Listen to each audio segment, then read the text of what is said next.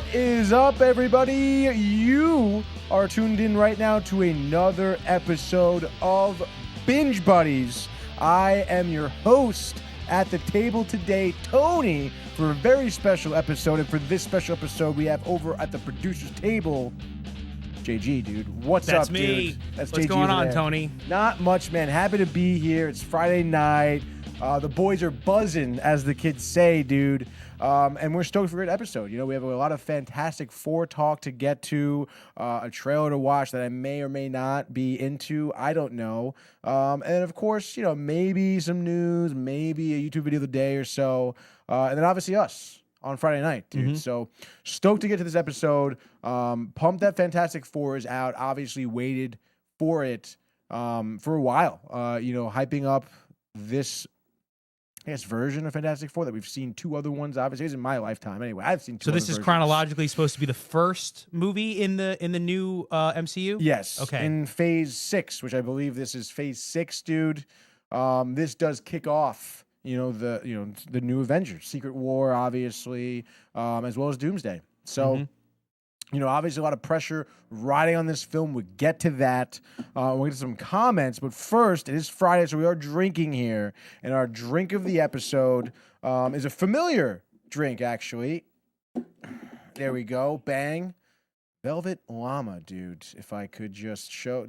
Yes, dude. Velvet Llama Sweet, dude. They're not a sponsor of the show. Put it in front of your face. But they are a drink of the show. There you go. And they make a good mule. They make a fantastic mule, actually, in a can. You'll love to see it. Enjoy it like a llama, it says.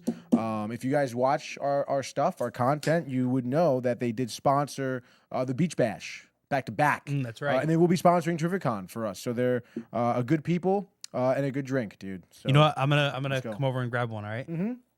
Do that. Feel free, dude. And this one, I got this, cup of lemon lime soda in front of me. So I'm going to mix it, dude, but take a couple sips of the actual mule. Big mule man myself, dude. Not necessarily a vodka man, but mules are good. Mules are good, dude. When I, way back in the day, dude, we're talking grad school. When I was a bit more sophisticated, in my palate for alcohol. Getting away from the Keystone and the Bush and the Miller, and working my way away, I guess at that point, away from the Jack and Coke, away from the J-Mo and Ginger. I used to get Black Mules a lot. You know what Black Mule is? Black Mule, I don't. I know what a fig mule is, or Yeah, no, I don't know what that is. Okay. But a Black Mule, I know I was thinking away from the Jameson, but it's Jameson and not whiskey. Jameson and ginger beer. So it's basically, it's just a Moscow Mule, but just instead whiskey. Those are pretty strong. Oh yeah, dude, they'll They're pretty knock you strong on your butt, dude. Like they're not. Yeah, you don't. This isn't like a just chill. Like you're gonna get drunk. Yeah. You have a few of these. Like exactly, dude. Like right now, like this would be like as if you were a teenager and you're like somehow making your own concoctions at home or something, dude. And you don't know what the fuck you're doing because you're in high school. You're just like getting weird shit and possibly even chemicals from under the Struggling sink. to impress girls. Struggling to impress girls, and then all of a sudden one night you get like, wow, dude, I guess like dad left the liquor cabinet open. Like let me grab some of his stuff, and you grab like some fucking Don Perignon or Don Julio, excuse me, that you didn't even fucking know from like 1950s, and you drink it. And then you just hair on the chest instantly. Hair on the chest. So it's a serious drink, dude. I do like it though. It's good. Yeah. Mules are nice. All right. So I guess we're gonna let's get into some comments real quick. Yes, absolutely, dude. I was about to say that. Let me read them off here. Yeah, rip them. So Bukta, Ernie's number one buddy, right? Gosh, dude. Big weekend, baby. Best weekend of the summer of 2025 coming right up. That's right. Got a bunch of fire emojis, 3 of them to be precise. Do you know what this Sunday is? Do you have an idea what this Sunday is for him? Is it like football starting soon or No, close. Okay. It is starting soon, but like this is something for Bukta. Oh, what is it? It's his graduation party. Oh, And we're all invited. We're gonna be there. I think Sans Matthew Gabriel though. I think he made up something. I don't know. But yeah, dude, should be a good time. I think we're gonna try and mix in some golf. I think on the Sunday as that well. sounds fun. Well, we do actually. We had the tea time, so it's gonna need to happen, I guess. But yeah. So congratulations, Bukta. Congratulations, Michael Buckta. You're the man. He's graduating college, by the way, ladies. College. He's ready. He is the Bachelor of Trumbull, is what they call him, dude. That's what they call him. All right, and then Michael Theophil in the chat saying, "Let's go. Wish I was there. Great job holding it down." Thank you, Michael. Thank you, Michael. Ditto, dude. Wish you were here, bud. Yeah, we really do. And then Marco saying, "I saw Fantastic Four." There we go. He says 2, but that can be confused. Be like Fantastic Four 2? No, he means like also. He also saw like TOO. Yeah. Okay. Oh. Like if you were struggling with the English language, you wouldn't understand that. You would, is it Two? Like, how many Two? fucking Two twos? also? What? Why are there so many different twos, and why are we spelling them differently every single fucking time? I don't even know. There. You know, there, and there, dude. But there's a reason for that, and this is why memorize it. TOO, it means also. Okay, basically. So fucking figure it out, dude. Don't be dumb. But I'm happy, Marco. Phone lines open, hot for you. 646-285-1259. Call in, talk Fantastic Four, or whatever you want. Because the phone lines are open, dude. It's Friday night. You can, I am your therapy, if you will. Therapist. No, I am the therapy. You yourself are. I am the therapy. You are the therapy. Yes. Okay. Like I'm not a therapist. Like I'll show you. No. I am I am it. Yeah. Just being in your presence. Exactly. Just calling in, you will feel better. It doesn't matter what you fucking say. Nice. Dude. All right. So where's this banner for Fantastic Four? Yeah. Is it not there? It's not here, dude. Sometimes I do forget to hit enter, which would save it, and then sometimes it just fucking disappears. So just create one real quick. So you could just say Fantastic Four, First Steps, okay?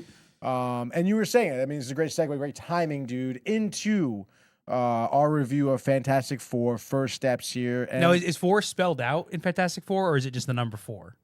In this one, it is the word. The actual word. They, them. Okay, Fantastic Four, First Steps? That's right. The First Steps or just First Steps? I'm going to say stand by First Steps with no the in front of it.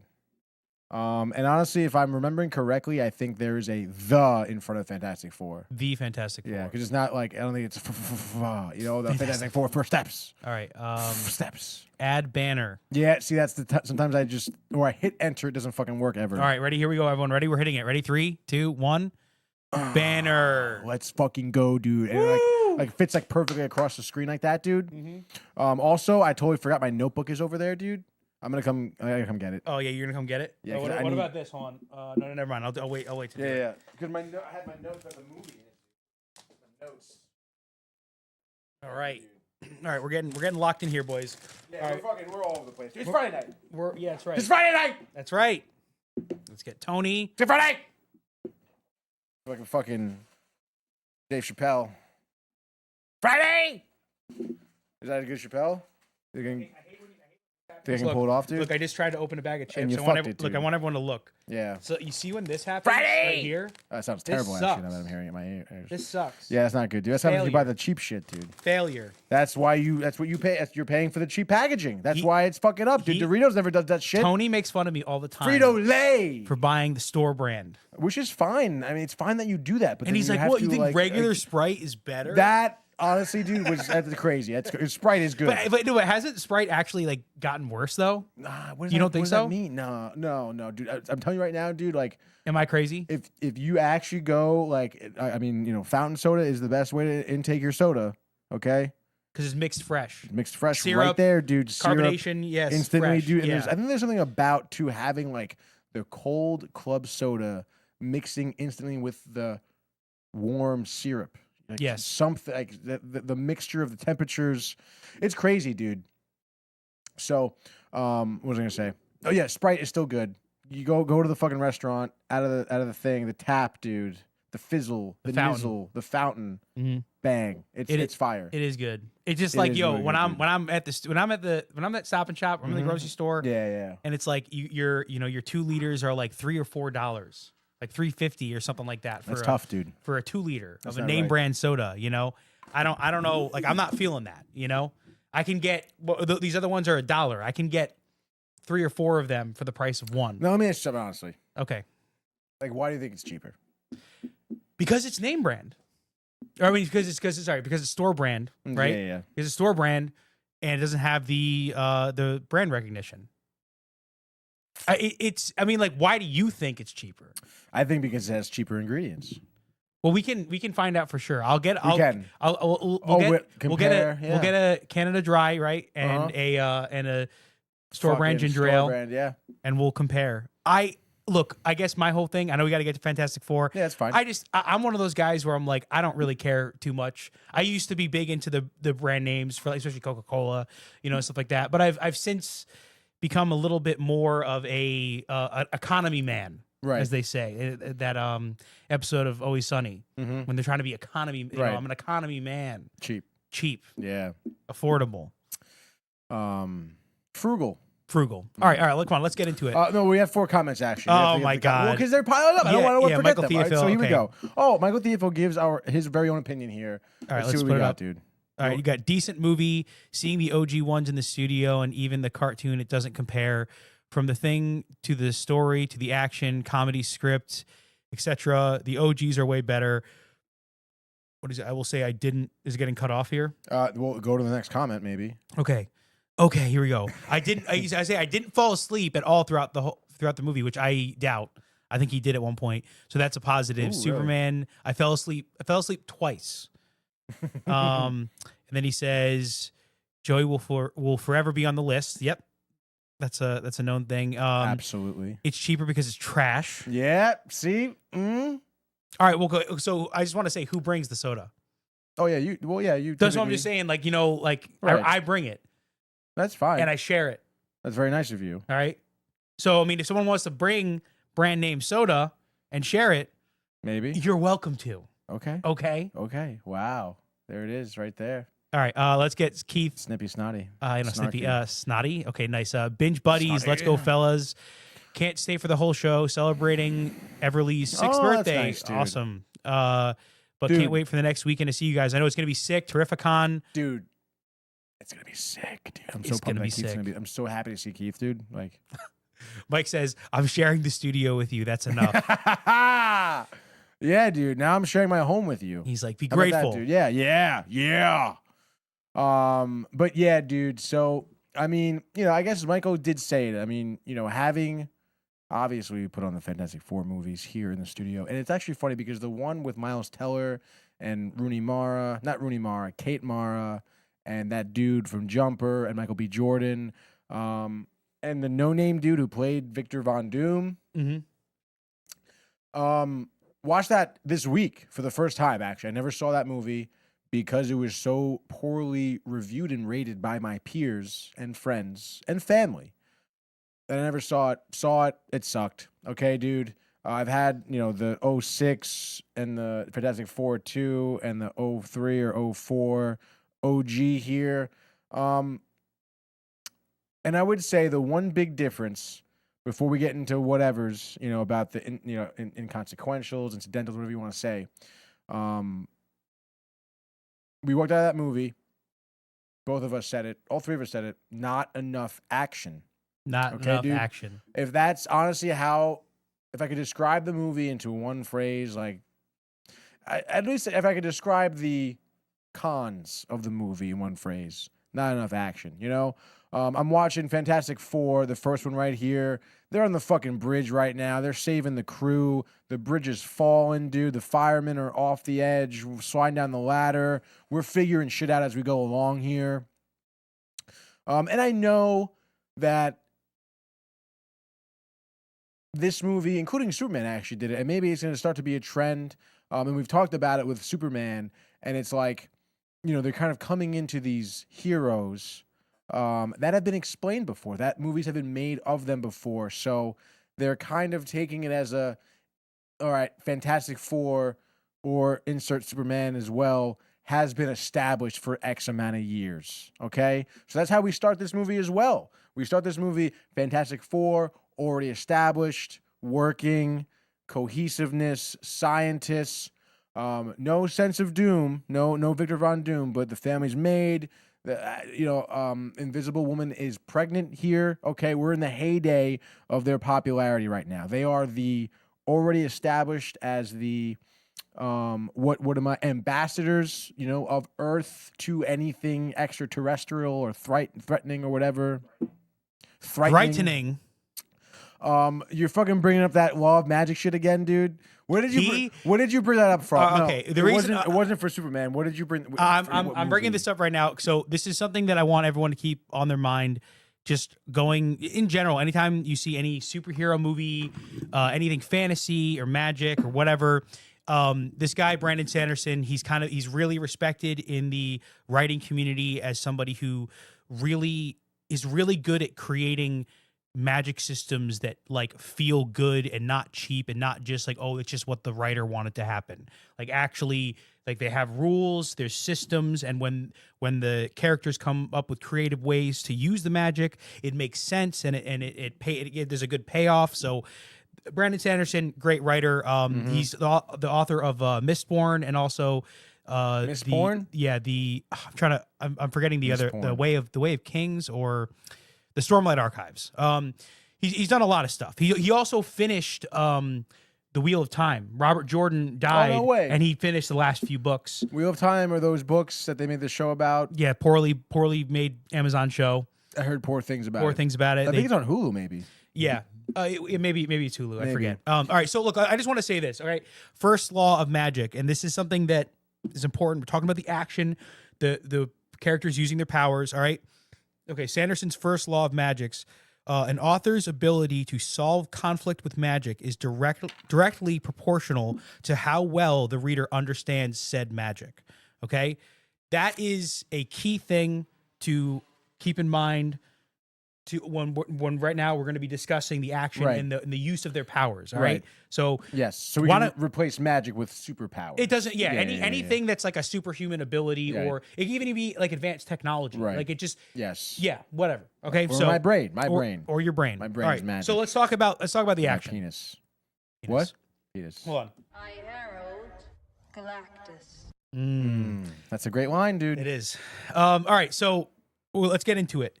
This movie definitely had. Wait, you're just going over the first law? No, I know. I just wanted to say I'm not gonna. I don't have to read all those off. That's an important one to keep in mind. Talking about superheroes, superpowers, and magic. All right. So now, going into this film, though, based on that law, I mean, I would imagine you, based on just general knowledge of the Fantastic Four, I understood their powers and limitations of said powers, right? Yes. Yes. There's another facet to this I brought up during the Superman review thing.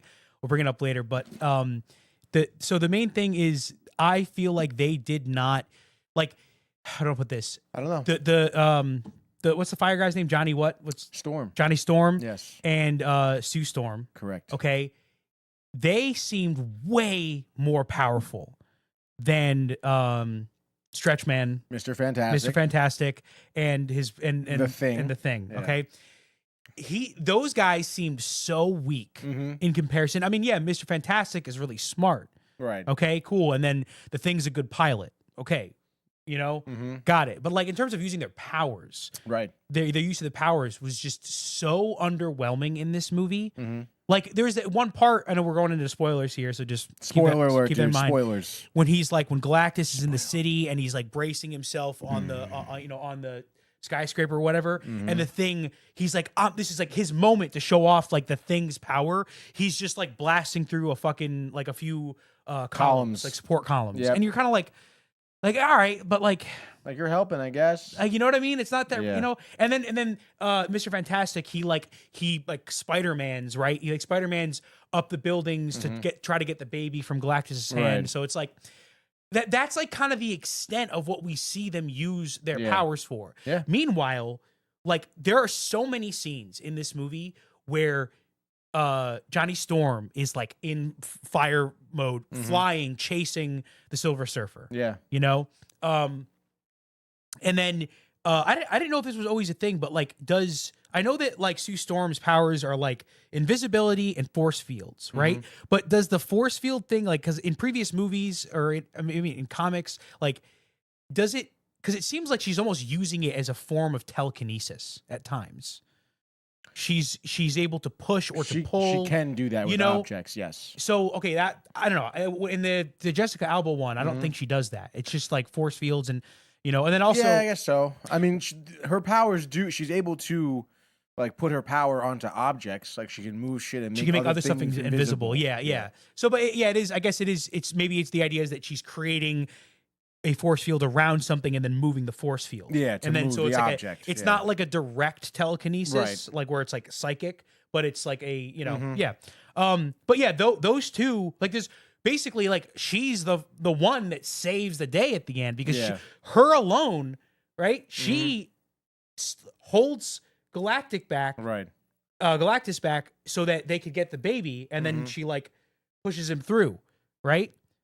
Yeah. Or, is that, or I forget, she's pushing or pulling, I forget, but like, she is. Yeah, she pushes her- him through. Yeah. She alone has enough, like her power is potent enough to hold back Galactus. Yeah. That's nuts. Like I didn't know. I mean, I never thought of Sue Storm as being like on that level, right? On like the tiers of superheroes, right?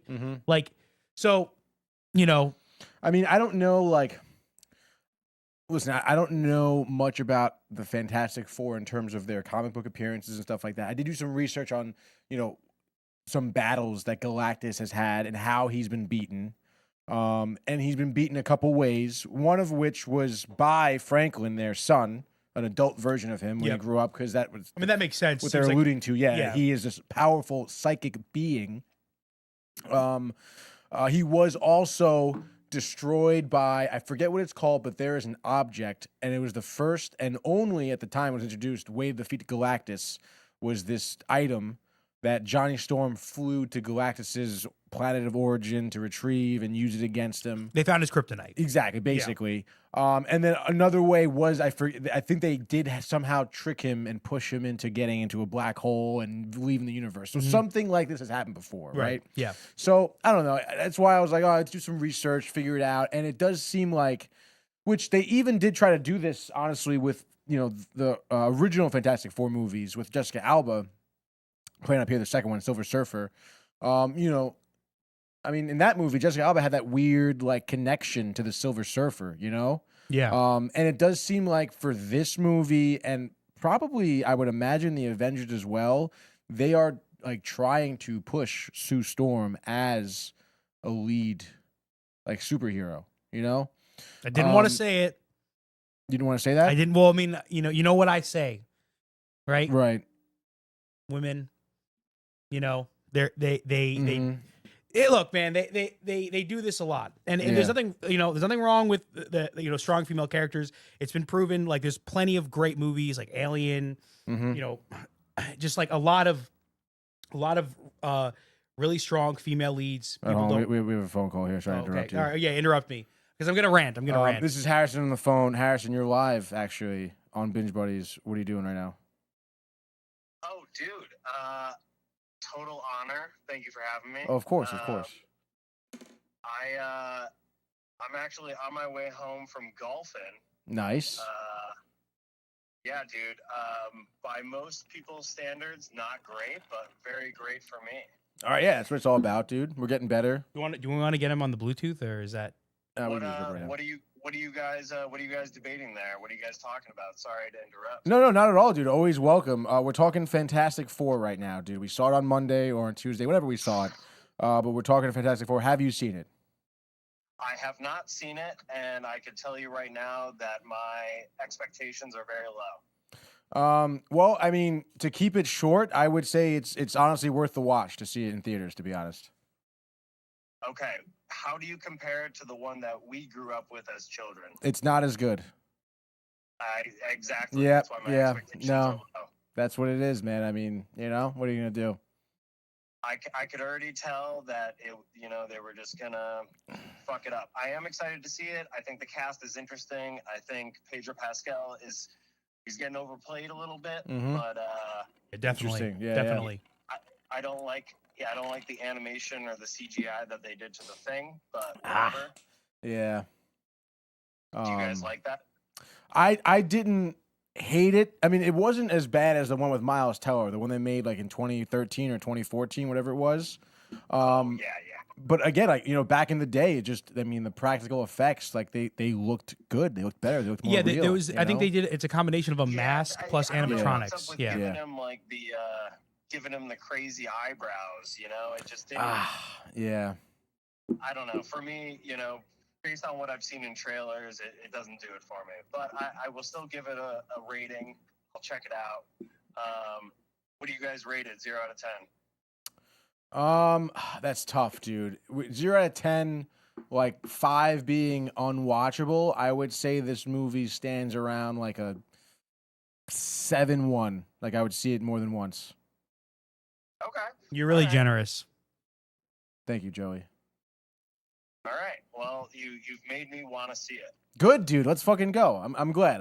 It's worth the watch in there. It certainly is. All right, dude. Well, sorry to take up your guys' time. No, not at all. I mean, what did you call? Like, did you want to talk about something private? Is it you gotta call me off air or like? Yeah, I wanted to see if you wanted to clown around later. Yeah, dude. I mean, we'll probably be out of here around 9:30. So like, my night is open. All right, dude. Give me a shout. Sounds good, dude. I'll talk to you soon. All right, guys. Absolute honor.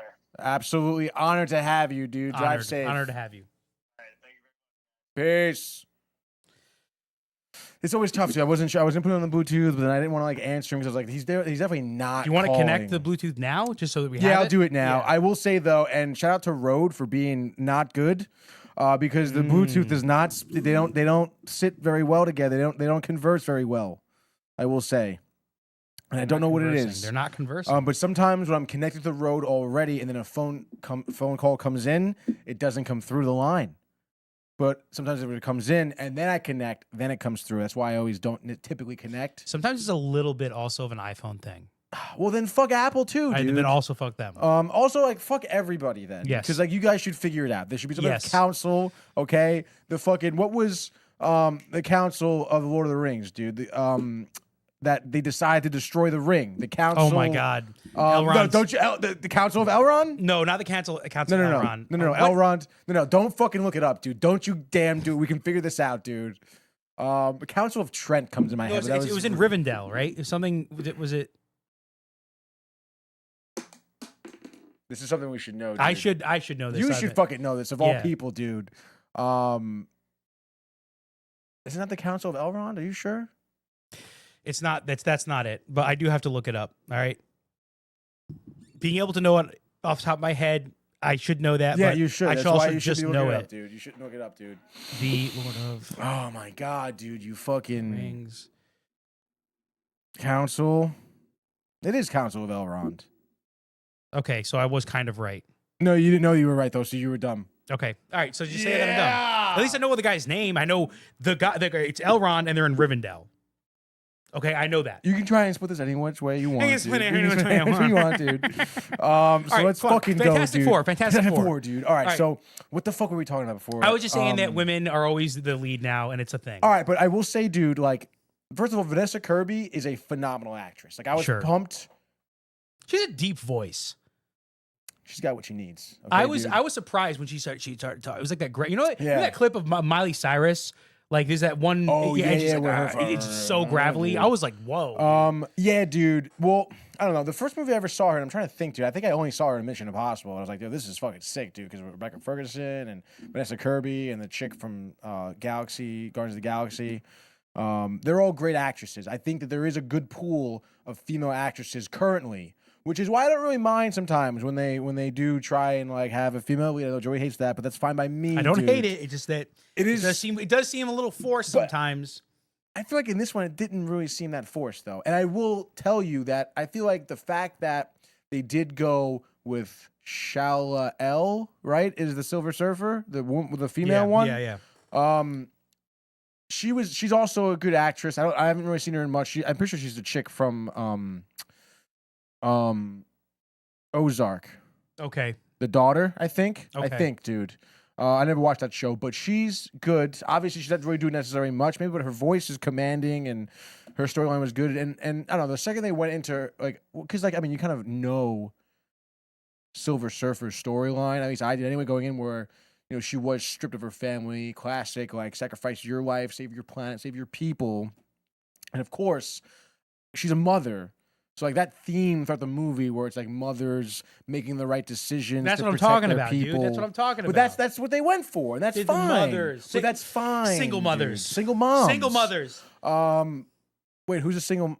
No, it's not. It's that no one was a single mother in Yeah. there, but it just, but it is a thing though. It's like they try to be No, like you're right. They want to empower them. They're like single mothers are the cornerstone of society. Have children. The father will abandon them, and then you will be powerful. So power, dude. The fucking power, dude.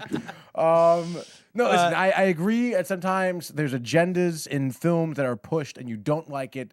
But I didn't really feel it this one, and I feel like It wasn't as bad as it wasn't as yeah, bad. I'll admit that it wasn't that bad. And Sue Storm's character was. I was at least like like I said, at the very least, her and Johnny Storm, so like the Storm family, Right. seemed like they were fucking. They were like holding it down. Yes, they the were holding entire it down. movie. Mm-hmm. Like so much screen time for Johnny Storm. Yes, so much, dude. much screen time. So much screen time. And it's interesting that you talk about that because I was doing some more research, and this movie, by the way, clocked in. We should have a little powerful. Dude, powerful. That sounded like an IED went off like Yeah. a block away. Yeah. Damn, we're just sorry, I totally lost my shit. You're doing there. some research. Oh yes. What I was about, so about this movie, the dude, screen time of Johnny Storm. A lot of screen time. Runtime of this film, by the way, 118 minutes. Sub 2 hours. Mhm. Okay. And I remember even seeing that. I was like, wow, that's pretty short for a movie like For a this. superhero movie. For a movie like this that does also sets up a lot of foundation, Marvel, like Mhm. and it seems like based on what people were talking about, a lot of this movie was cut out. I can see that. And a lot of it was based around footage used in the trailers that wasn't used in the final cut, as well as behind the scenes images, photos, videos that also like never really showed up. One of which was a beach shot scene of Johnny Storm, of the Human Torch. And so people were theorizing there was an entire movie, this movie cut out, of Johnny Storm going to visit Shala El's home planet, finding out more about her backstory, and how to defeat Galactus. And then I was coming back to Earth and figuring that shit out, whether it be in a vision or something that maybe he dreamt it, saw it, or physically went there. Because of those images, the only other images that showed a beach or a beach-like planet was when they were doing the flashback to Shala El. So that seemed like there was a good chunk of that cut out. And also people were saying how that would make more sense to how like Johnny Storm was able to decipher her language, you know? He knew so much about her. He knew so much about that shit. He got in her head. From just touching Yeah. her, you know? Which, Yeah. I mean, I feel the same way when I touch women. But no, yeah, exactly. So it seems like that was kind of cut out. And also, people were saying how there was a big portion of Ben or the Thing also cut out. And it was interesting because, you know, you had that one scene with the teacher, dude, where that was your classic The Thing storyline, even from the original. You look like a fucking rock. How are you gonna like be in love with someone? You know, the Ben Grimm longing for love. Yeah. You know, where we saw in the Silver Surfer one here. I mean, he's dating that blind woman. You know. That was a better love story, in my opinion. That was great. Yeah. But that's what I mean. Like obviously, they feel like some parts of that were also cut out. Mm-hmm. So, but like you said, I think that really also attributes to why you feel that way. Where you know, I wonder if there's a way to determine, like, you know, okay, so you spent this much on this movie, but you cut out this stuff. Yeah. How much money did you fucking waste if you knew you weren't even going to include that stuff in the final cut? I'm sure they know that, or they can figure that out. But I don't know. I mean, you think that's really a problem for studios? I mean, imagine if that Well, I mean, how bloated budgets? How much did this movie cost? No, I mean, you're not. I can look at the budget right now. Actually, on standby. Budget $200 million plus, and they normally those budgets are obviously sometimes inaccurate, but also they don't include the marketing, which is normally another $100 million or something. Yeah, right? that is low. I will say compared to what I feel like a lot of movies have been. Yeah, I guess so. It is. It's not like. No. I feel like that's below the median. You know. But what I mean, think about this film. I mean, there wasn't really anything crazy in terms of special effects. I mean, I don't think nothing looked bad, I guess, but like nothing looked phenomenal. Galactus was good. It's definitely gotten cheaper to do effects like that since, you know, like Avengers even. Let me say this. And the rest of the cast too. I mean, it's not like you really have, you know, right? I don't think the Silver Surfer in any movie has ever looked good. It always looked like cheap CGI. Yeah, I guess because it's just like plain reflective silver. Yeah. There's not really a lot of dimension to that. I mean, I think he looked good in Fantastic Four 2. And then I think that she looked good in this one, too. I mean, I think the effects were cool. Honestly, I kind of like him even better in the original when he was absorbing the fucking missile through the board. And that first scene where you kind of see him come out of the skyscraper and it's like all fucking like Matrix-y, like, and Giant Storm's like, oh, shit, dude. Like, I don't know. I think that looked kind of good. Well, like those effects, I'm saying that the Silver Surfer themselves, like that character model, it's a little bit plain, right? Because it's just one color. Like the rug you got? There's a little bit of a pattern to it. It's blue. It's got some gray in it. Tony blue and gray. Tony is hating me so hard. No. He's hating on me so hard because you know what? A little backstory here. Tony's roommate, one of his roommates, was moving out. I decided to take that room, so Tony and I are now officially roommates. Yes. And he has to deal with my bullshit. Oh. I have to deal with his bullshit too. That's right. So, That's right. All right, it goes both ways. But yeah, he's making fun of me because I'm like, yo, I got this rug, but I kind of don't need it. The room's already carpeted. I'm happy to take it. Yeah, and he's like, oh, we can put it under the dining It would room. look great. It would look great. But if I roll it out and you're like, ugh, I'll probably do that anyway. But listen, rugs are very important, dude. And I do enjoy a good rug. they bring rooms together. They do. They really tie the room together. Do they not? So I'm stoked to have a new rug. Fit nice under the table. I'm stoked to have the cookware. You got a lot of stock coming in here, it Dude, seems. yeah, a lot of value. Exactly, which is great. But again, like as it's a 12-month lease. So like as the years go on, and every The month value's going to go down. boom, boom, boom, boom. All right, hold on. I do want to get back to some comments Yes, here let's do it, because dude. we're I see gonna Jay riff on Bird this in for the a house, while. dude. Yeah. All right, so Oh yeah. okay, sharing is enough. Say I do Mike appreciate. Thiel- Yep, there we go. It says I do appreciate Joey bringing soda. It is good, but I like Coke. Coke is better in a glass bottle. That's a fact. It is, but it's like again the price. That is my whole thing. Is like I mean, I 100% agree. Glass bottle Coke is great, Yeah. but it's like it's so little soda. It's like, is it 12 ounces or what is it? I forget what the I'm amount. pretty sure it's 12 ounces. It those feels like bottles. less though. I feel like a can is more though. I think it's in your head, dude. It just feels like it's just so quick. I will say though, like you get those Mexican Cokes, like they're imported. I think they go on sale for like $5.50 for a 4-pack. For 4. Oh my god, yeah. Yeah. So, but like Mike said though, I mean they're good, dude. Yeah, look, it is the best. I'm not gonna deny that. Yeah, Glass bottle Cokes are like the best, but it's just again, I'm an economy man now. All right, I've embraced that. That is my big part of my identity. Yes, your lure. Yes, if you will. Yeah, cheap. Okay. Yes, that's your rule one of your magic, dude. Be cheap. Yes. Okay. Economy man. Economy man. All right. So then we got Michael Thiefel saying that one was trash, Tony. So I think he's referring to The Fantastic Four from 2015 or whatever. Yeah. This one is better, I think. Yes, okay, it is. yes. Oh, it definitely is. Definitely. Josh B saying, "Yo, fam." He's in the house. We have Michael Thiefel saying, "Agreed, Joey. 1,000%. The OGs were super powerful, and it showed it in the movies." Yes. Josh B saying, "Captain Marvel is probably the strongest Marvel character." Okay. Up there. Absolutely up there. Josh B. Yep. Jay Bird says class. Jay Bird, All class. Right. Was Pedro Pascal anxious in this movie? I will say, dude, like one of the first 2 scenes, him and Vanessa Kirby, they start making out, dude, and there's like, you hear the significant tongue action, like that stuff. He enjoyed it. He definitely enjoyed it. He was like, "Hey, like Vanessa, I'm not gonna lie, like I am super nervous, especially during scenes when I'm kissing. So I'm gonna have to like really go in on this one." Like, it's like he's anxious, so it's like I have to be even more into it. It's like, dude, come on, dude. You're just a fucking shark. All right, let's see. He's a fucking snake in the grass, is what he is. Yes, that's dude. right. That's right. Derpy Entertainment says, "Fantastic Boar."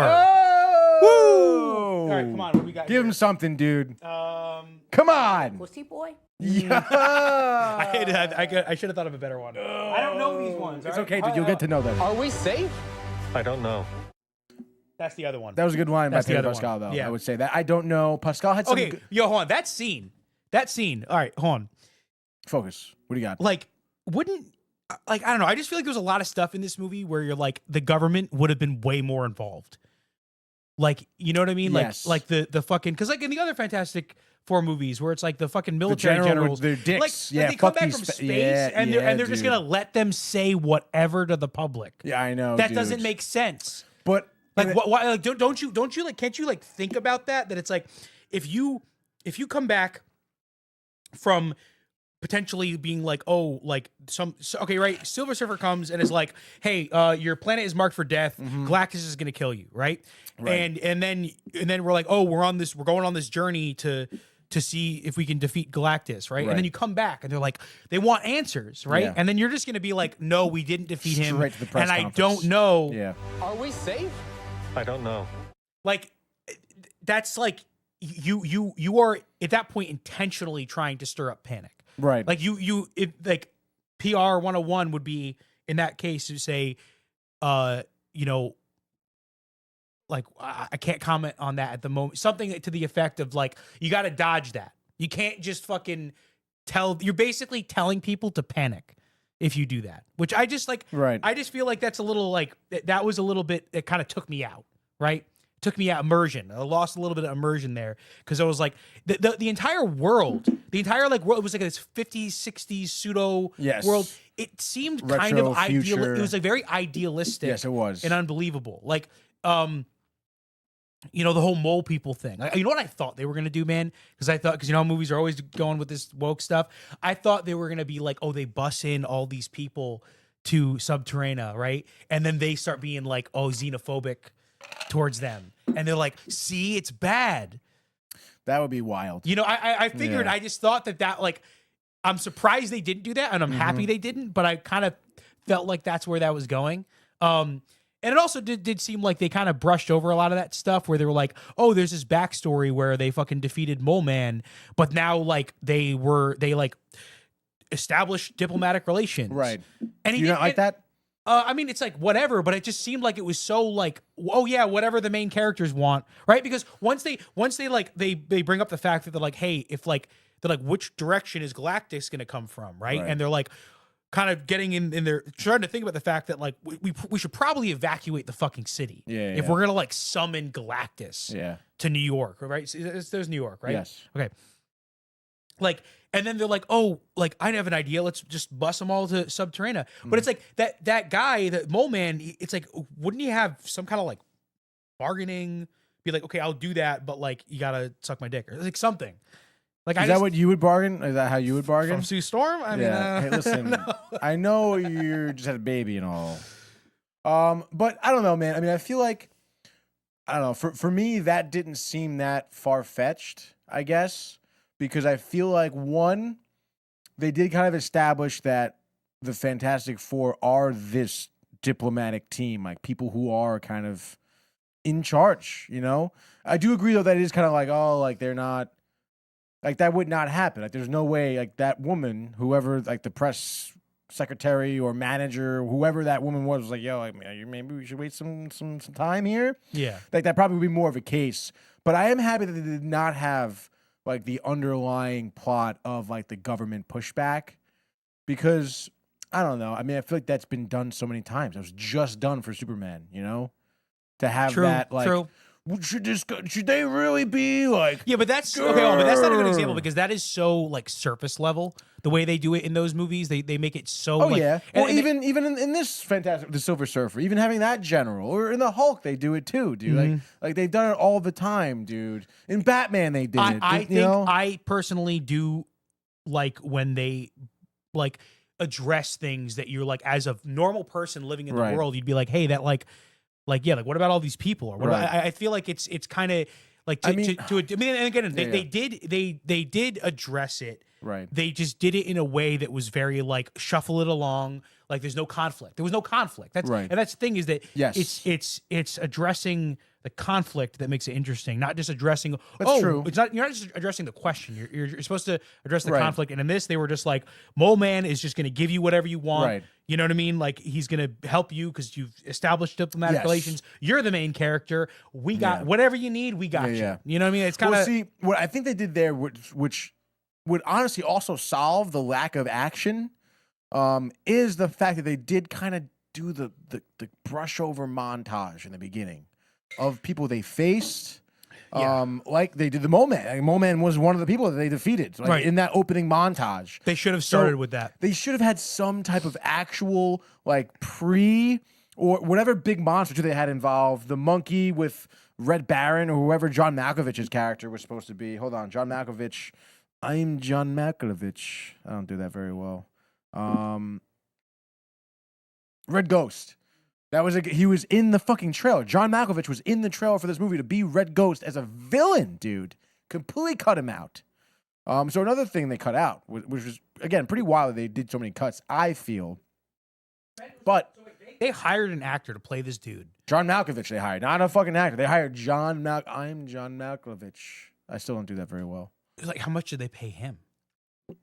I don't know. I mean, you never know with these actors. Yeah, but like, shouldn't you shouldn't somebody at some point on these fucking board, however they make these decisions with these movies nowadays, and be like, listen, like, we can't have that happen again. If we're gonna fucking pay an actor to be in the movie and then they're not in the movie, we threw away mad money by paying for this guy and not using him. Does that upset you? I as an economy man, yes. That fucking upsets me, okay? So I think that if they did cut this guy out, if they did make these many cuts, I would imagine the studio approved it, dude.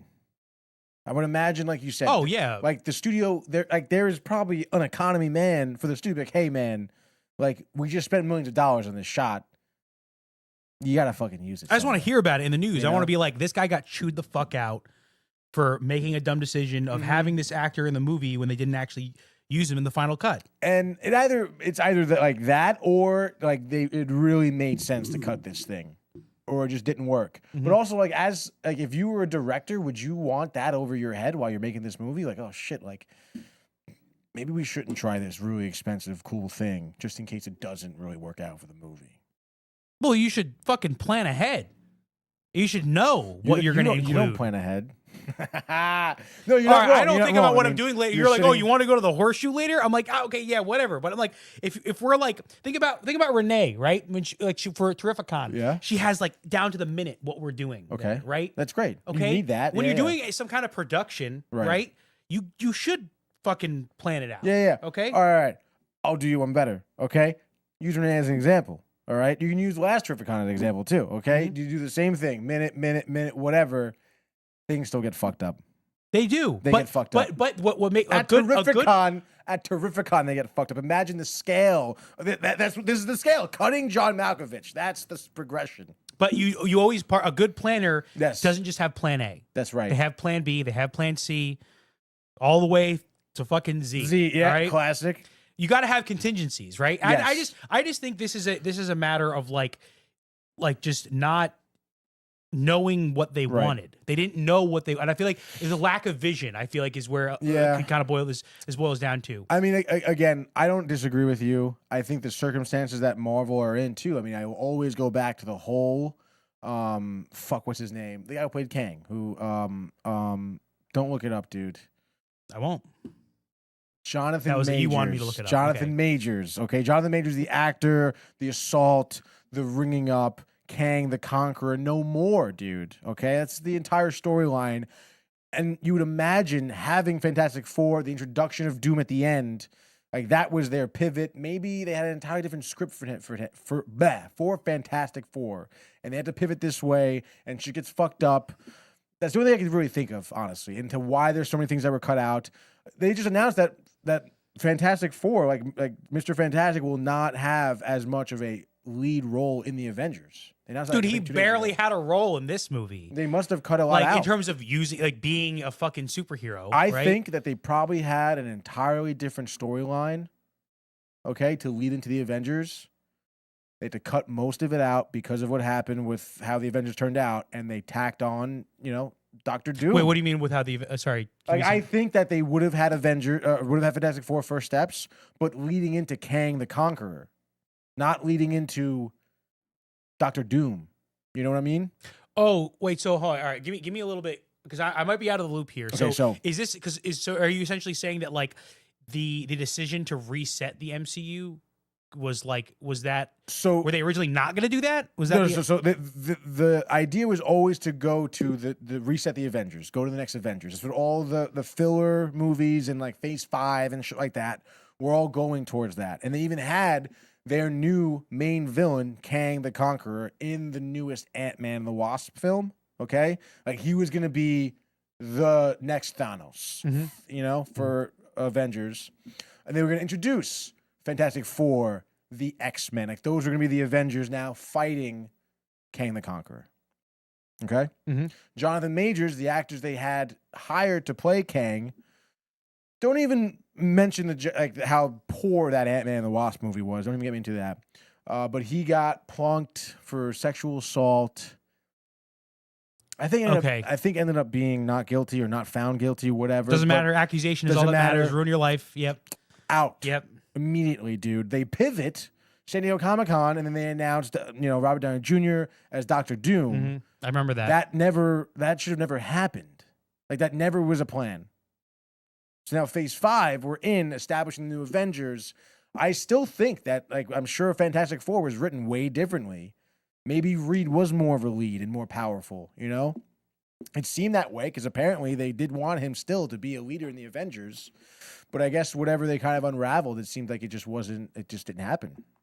So, I'm fucking sick of these like all tied together movies and like, dude, I just wish people could make movies again and not be like, oh, it has to be in line with the other MCU stuff. Right. It's like, just make the movie about Fantastic Four. It doesn't have to be like, oh, it includes what's going to happen with the Avengers or whatever. I mean, right. I get that like people kind of like that, but it is a little annoying, right? When you have these movies where like one of the things that you said, we were like, oh, well, this movie seems like it was kind of a setup deal where they were like establishing things about the new MCU that they're going to go into, which is like, next phase, it's cool. But then it creates this problem of like, oh, you're not supposed to expect that much from that movie, right? You're like, that movie's not meant to be like the action, right? Because then you have like, I mean, anyone in the anime community knows, it's like people, I'll be totally transparent. I've not watched One Piece, but I'm very familiar with the conversation surrounding One Piece and the memes and everything. And one of the main memes is like, oh, dude, oh, you stopped watching at episode 652. It gets good at episode 661. It's like, it's like, dude, like I don't care. Like I want a movie to be like a good, solid 2-hour experience, that's like densely packed with action, story, character development, cool scenery, cinematography, awesome sound design, like good practical effects, good computer effects. Like I want it. Like I just feel like we've gotten so far away from that where like I know it's so corny to say it, but like they have been just lowering people's expectations movie after movie to the point where it's like, look, the guy, who was your buddy that called on the phone? Oh, Harrison. Yeah. Like he's spot on with that, where it's like, just like just a lot of the stuff is just like, the old stuff is better. Like when we said, oh yeah, the older ones are better, he's like, yeah, exactly. Like he knows. People already know that going into these movies. And that's, in my opinion, really fucking sad to be like, you've gotten to the point where people are like, people have given up. Right. And essentially said, there's no way we're going to top what came before. So you need to, as a viewer, it's your responsibility to lower your expectations so that you can give our movie a 7 out of 10. Do you think that maybe, like, because what you're speaking about is how, like, maybe the reason why these movies are not going to be good, why you need to lower expectations, because they are like, oh, it's a setup. We're going to build towards this. Don't worry, we're building towards the Avengers. They build towards something that ultimately never delivers. Right. Yeah. Right. Exactly. And even the things in between, like, I mean, they make you sour. They make you, Yeah. Like, yeah. You good? You heard another explosion? Yeah, dude. Dude, fucking war zone out there. Bridgeport. And maybe again, because I'm watching these originals here, and it's like, do you think that when they made this Fantastic Four 1 and 2, even like, sure, maybe think about a trilogy, whatever, but do you think they're thinking about like, oh, we're gonna be the Avengers in a few movies? Like, probably not, right? So like I mean like even Sam Raimi's Spider-Man, like 3 of them, yeah, let's make 3 great comic book movies and not have and then we'll bring in the Avengers sort of deal. But instead they're making let's make Spider-Man 1. But like, let's keep in mind that in Spider-Man 3, it's gonna be the Avengers. Yeah, they're trying to like tie. It's like it's messy. know? There's too many threads. Well, because they're connecting. overlooking the fucking movie that's in front of them to be like, oh, we're gonna have the Avengers in Yeah, 2027. so don't worry about this Don't being fucking good right now. like, It'll be good later. What's gonna be good was when they're all together. Yeah. And you'll see the hero shots. You'll see the action. There'll be maybe some good cinema because there was no good cinematography in this movie. The cinematography fucking sucked. So are in these this movie, are dude. these movies like are they the equivalent of like filler episodes? That's what exactly I meant to go back to the anime. Same deal. It's like, oh, dude, episodes 240 through 322 are filler episodes. You can just skip those. What are you talking about, dude? Like, I remember why- like when my yeah. friends would do that in high school. Yeah, I skipped all the what do you mean you skip them? yeah. Like, how do you skip them? You know, go back to One Piece. There's a website or something. There's something called somebody in the anime community. If you're watching, you can correct me, but it's something called One Pace. Okay. And it's essentially a guide to watching One Piece Right. and cutting out all the bullshit filler. filler. Shit. Yeah, they had that for Naruto too, back Which in is the day. wild. So wild. That's wild. like what are we what are we talking about? I'm glad that exists. If somebody was legitimately Yeah. trying to get into One Piece, like, cool, you're helping me out. But at the same time, it's like, it does kind of say something about your fucking Yeah. show then. I remember going to websites that would have like Naruto episodes like illegally. Yeah. And they would cut out the filler episodes. Like they Like, wouldn't nobody even have wants- them. nobody wants like, those, yeah. We're doing you a favor here, Yeah. you know? But it's like also like, what does that even mean? I know. Because like I remember watching episodes, I'm like, this episode has nothing to do with anything really right now. Yeah. You know? So I don't know. I think you're kind of getting into more of a systematic issue, you know, with Marvel as a whole. And, you know, I think sooner rather than later, these things, and we'll get to the more comments in a second, will maybe come to a head. Because I think, you know, I mean, we're not the only people talking about this. We're not the only people thinking about this. Like, there are significant problems, like, I think with the over homogenation, if that's the right word here. Homogenization of the market, you know, the oversaturation of what they're trying to feed the audience, how, you know, every other day there's shows being streamed, movies in the theaters, like, and I feel that it's just, you know, people are going to be like, this is enough, dude. Like, this is fucking bullshit, all right? Because the product is not even that good. And I think part of the problem probably is the people, because I'm sure there's a portion of people that are just fucking jizzing their pants. I know there for a fact there is, because I was watching reviews of this movie all week, and even when Superman came out, we're watching reviews of that, and it's like, I mean, you can get into the politics of how, you know, a company like whoever really has access to shit, and like then they're on this video glazing the movie, like, oh, that makes a lot of sense, you know, like. Say something bad about the movie. Oh, well, you're not going to be in the fucking premiere next year, you know, like sort of deal. Yeah. So, like, I take that with a grain of salt, I guess, if you will, but that's what it feels like sometimes. That these people are just glazing this movie just for the sake, just for the lore, just for the fact that it's a Marvel movie. This is the greatest thing ever, dude. But it's like, I don't know. I don't know if people are so far from good movies. Because I don't know. I hate to be that guy who like maybe sides with like be a Scorsese type where you're like, oh, like Marvel's not cinema, you know, like to be that guy. Because it is. They are movies. They are movies. Yeah. There is like legitimate acting that's put into it. I don't like But that. I just want to say I don't like that line of thinking. Happens in music a lot too. People be like, you know, this is the back in the day. Like people be like, rap isn't music or whatever. Yeah, and you're like, what the and hell you're are you just like talking about, literally dude? Like, you're stupid. go unalive yourself. Like Exactly. it's not like it is music. It is music. It's fine for you to not like it. Right. You can just Just say say that. Say You that. can just say that. I don't like it. You don't have to invalidate everybody else who likes it. I'm not going to recognize this as music, and anyone who listens to this is an idiot, dude. Right. Like that's a good way to be a fucking terrible person. Yeah. Okay. Yeah. You're dude? gonna. That's how you lose friends. Yes. Right. You're gonna have no friends. So it's sorry to try to cut you off, but that's No, go that's what you were saying about this guy being like, oh, Marvel isn't cinema. Yeah. Like, Scorsese, Martin Scorsese. yeah. I mean, like, I could probably talk to you about like maybe why you feel that way, and maybe we could like relate on certain things, but I'm not gonna draw the same conclusion that Right. it's not cinema. And like, You know, Martin Scorsese is a extreme elitist.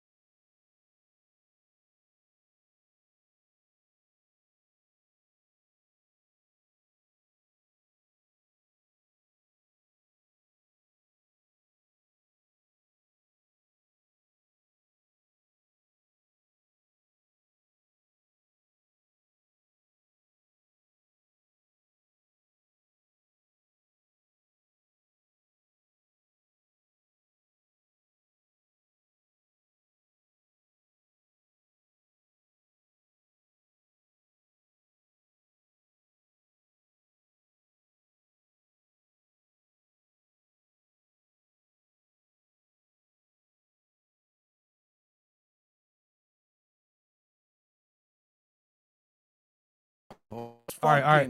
All right. Go. I think we're back. We got a little. Oh, hold on. Yeah, so that pops up when I connect to the internet for some reason. Dude, you gotta fucking malware or something. No, dude, you just gotta go to your freaking browser settings and turn off automatically load this tab. Oh, really? You think it's up right now? You think I didn't fucking do that, dude? Something's wrong. Well, I did think you didn't do that because that's what would happen if you didn't do that. No, I looked into it, dude. Okay, we gotta look. You know harder. what's crazy? It used to not even be Twitch. It used to be something else too. You know what I say? What? That is why I've come. That is why I've come. It's a good soundbite, dude. It is a good soundbite. I thought it was gonna be more like I've come. I've come. That is why I've come. Let's get to the comments, dude. Why not? After the break, let's get the people. Can we just like double check real quick that we are getting audio everywhere? Yeah, I got it right here. Audio, check. Yep, we are getting audio. We got camera. Okay, cool. Just making sure. Let's get back to these comments. I'm on the Bluetooth. That's why I can't hear it through my phone. Okay. But if you put the Bluetooth on, like that, we can make sure we can double check the audio's coming through. Anyone? We're gonna get doubled though. That's just for a second. That'd be fine, right? You know what to do? Hold it. You can hit the knob next to it, to the right. The knob. Yeah, the knob to the right of the screen. See the big fat knob? Yeah. Press it in the center. Press it, and then it'll. And then now you can. Yeah, the knob to the right of the screen. See Check. the big fat knob. Yeah. Now mute it again. Press it, and then it'll. Thank you. And then now you can. Yeah, the knob to the right. So And now we're back. Check. Fat knob. Yeah. Now fat knob, dude. You want my fat knob? Fat knobs. The fat fucking knob. I gotta dude. learn these freaking sound bites more, man. I mean, what's this one? Amateur, anal, hentai, big tits, Asian, POV, gangbang, big ass, massage, public. It just says porn. That one is just literally labeled as porn. Because it's all fucking types of porn. That's Jay Bird saying porn shit, dude. Nice. Okay. All right. Yeah, go through the comments, and then we'll go through some more sound bites. We'll have a good time, dude. All right. So we left off with Fantastic Four, and that led us on this whole rant. Okay. Oh, I love it, dude. Let's go. And then Derpy was saying Happy Gilmore 2 was more entertaining than Fantastic Four. I haven't seen it yet. I don't think it was, but it was good. It was surprisingly good. It does seem like a little bit of a cash grab, right? Like. They're like, we run out. We can't think of anything original to do, so we just got to bring back all the old movies. Let me tell you right now, though, like, because Adam Sandler's movies have sucked recently. This one was definitely better. Good, okay, it was up there. Like, yeah, it was a good sequel to the original. Because I feel like it was like Adam Sandler did his comedies, right, and then he pivoted towards. Sorry, we can fix this. Yo, can you fucking fix that, dude, please? He pivoted towards the rom-coms or whatever, right? Yes, dude. 51st Dates, dude. Click. I feel like Click. That was the one where you're like. I feel like he kind of peaked there because it had such a good message and it was funny. Yeah, it was good family movie. I mean, I liked funny people. Funny people. Okay, all right, fine. A lot of people didn't like that movie, but I think that they were not smart people. All right, so Happy Gilmore, right? Yeah. Happy Good Gilmore. job. Jay agrees. Saying Happy Gilmore was awesome. They were roommates. What, Ben Grimm, Mr. Fantastic? Is that what he's talking about? Because they were roommates in college, right? Or high school or whatever. Fuck.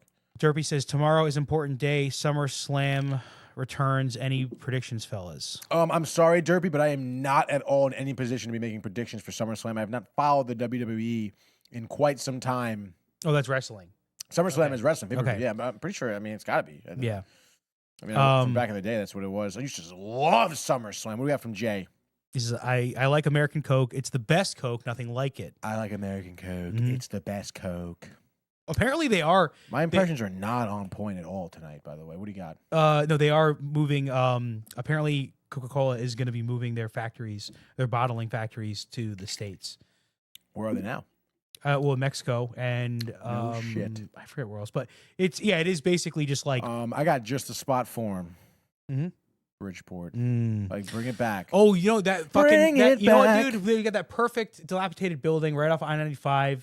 Right, so many. 26, 27, right there. Clean it up. You got the money. You're right. We know you do. You're Coca-Cola, Yeah. dude. Like, for Christ's sake. Yeah. What we got? Josh B? is saying you sound like a pro. Who does? We'll see.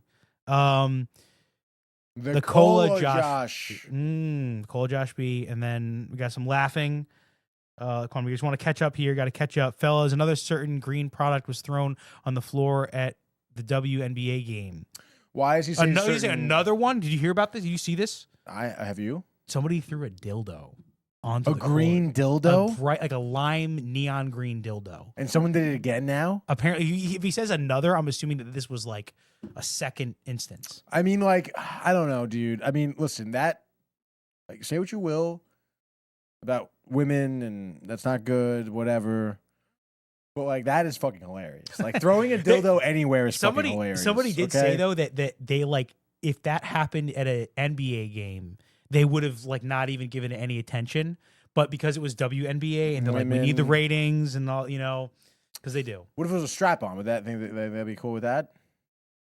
I mean, I think it would probably be the same effect. The point is that they were like, nobody watches us, so if we like focus on this, they didn't say dildo. They just said object. Somebody threw an object. They're not gonna say dildo. Okay, this just did a dildo on the court. Sex toy. They wouldn't say. You can't say. Okay, what can you say? How if they, at some point, like, am I allowed to describe? Like, to what extent am I allowed to describe what I'm seeing? Because object is a little bit. That's you got to give me more than just saying object. I don't think you can say adult toy. I think you have to say foreign. Either foreign object. That's a little funny though. Foreign object. I mean, that's classic WWE style. You know, foreign object. Yep. Foreign adult object. But even that, I mean, nothing sounds good. Inappropriate object. An inappropriate object. That to me would be like, all right, I think it might have something to do with a penis. Well, yeah. Somebody said inappropriate. I mean, I feel like could narrow it down enough if you said inappropriate. No matter what you say without saying a dildo, I will assume you mean dildo. By the way, it just doesn't. Because the funny thing is like when if you just say object, right? I'm like, well, okay, it could be anything. But if you say inappropriate object, somebody threw an inappropriate object onto the court. What would be an appropriate object to throw on a court? I mean, and then it makes you be like, there is none. Confetti. Even then, it's just like, no, you can't. If I already can make the assumption that nothing would be appropriate to throw on the court while the game is in session, right? Of course. And if you specify inappropriate, at least that gives me something to be like, okay, like this was something scandalous, something a little bit. They don't want to say what it is. You know what I mean?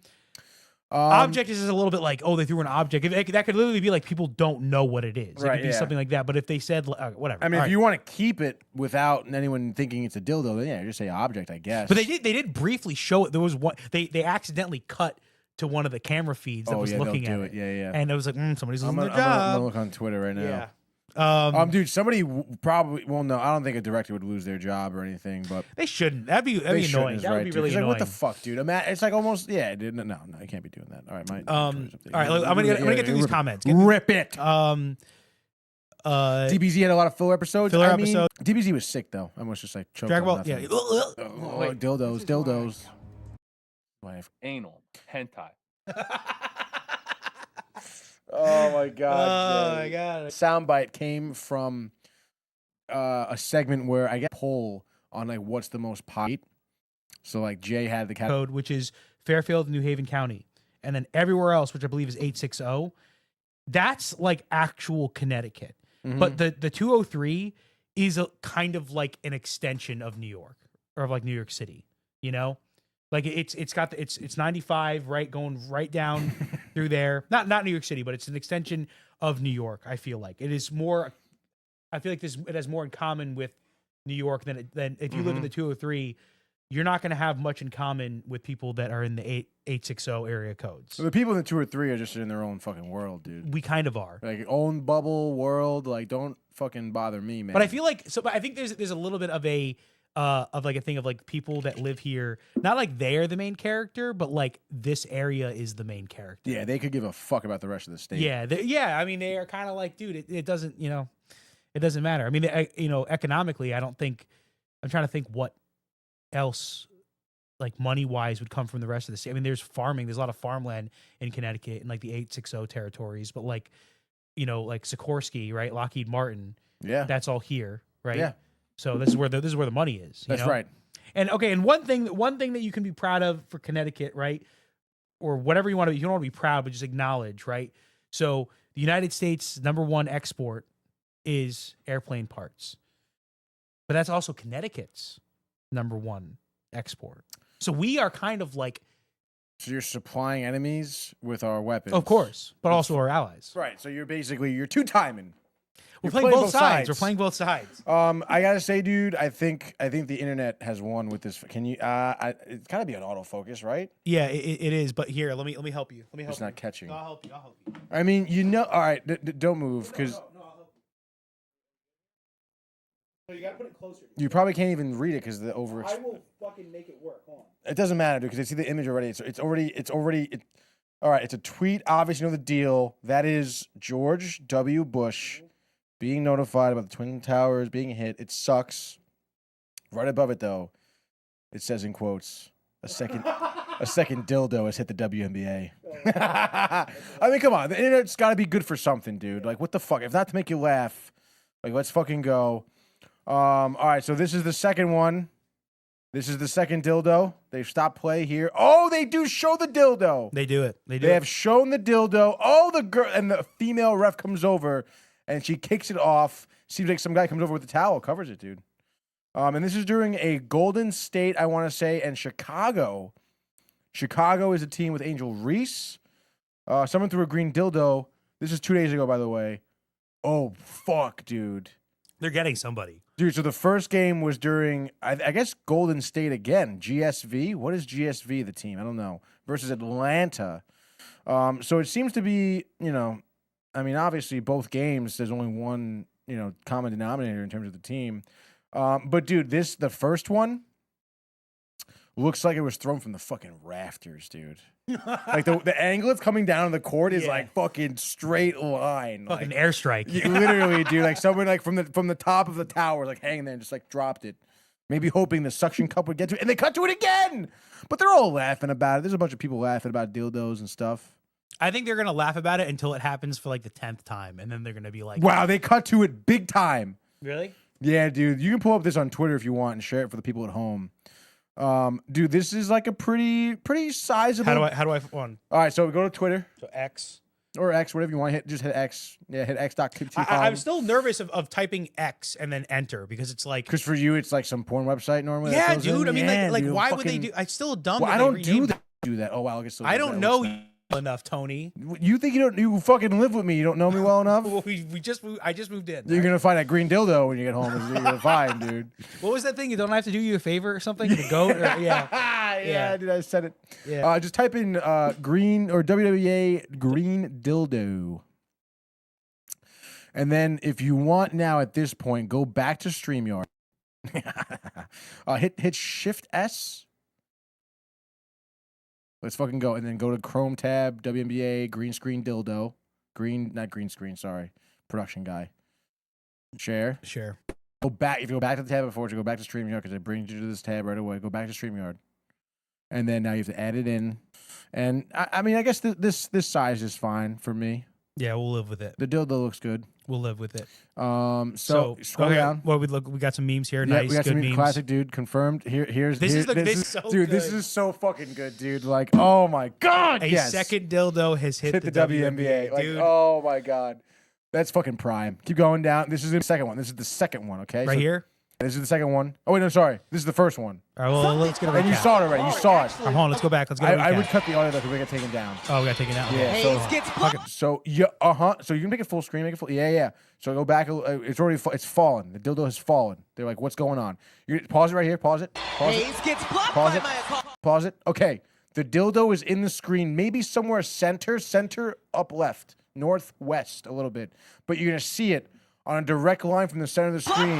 Hit bottom right. Yeah, there it is. There it is. It comes in like this. Yeah, dude. From the fucking top rope. Yeah, that is a fucking airstrike, dude. Right, dude? It's like either.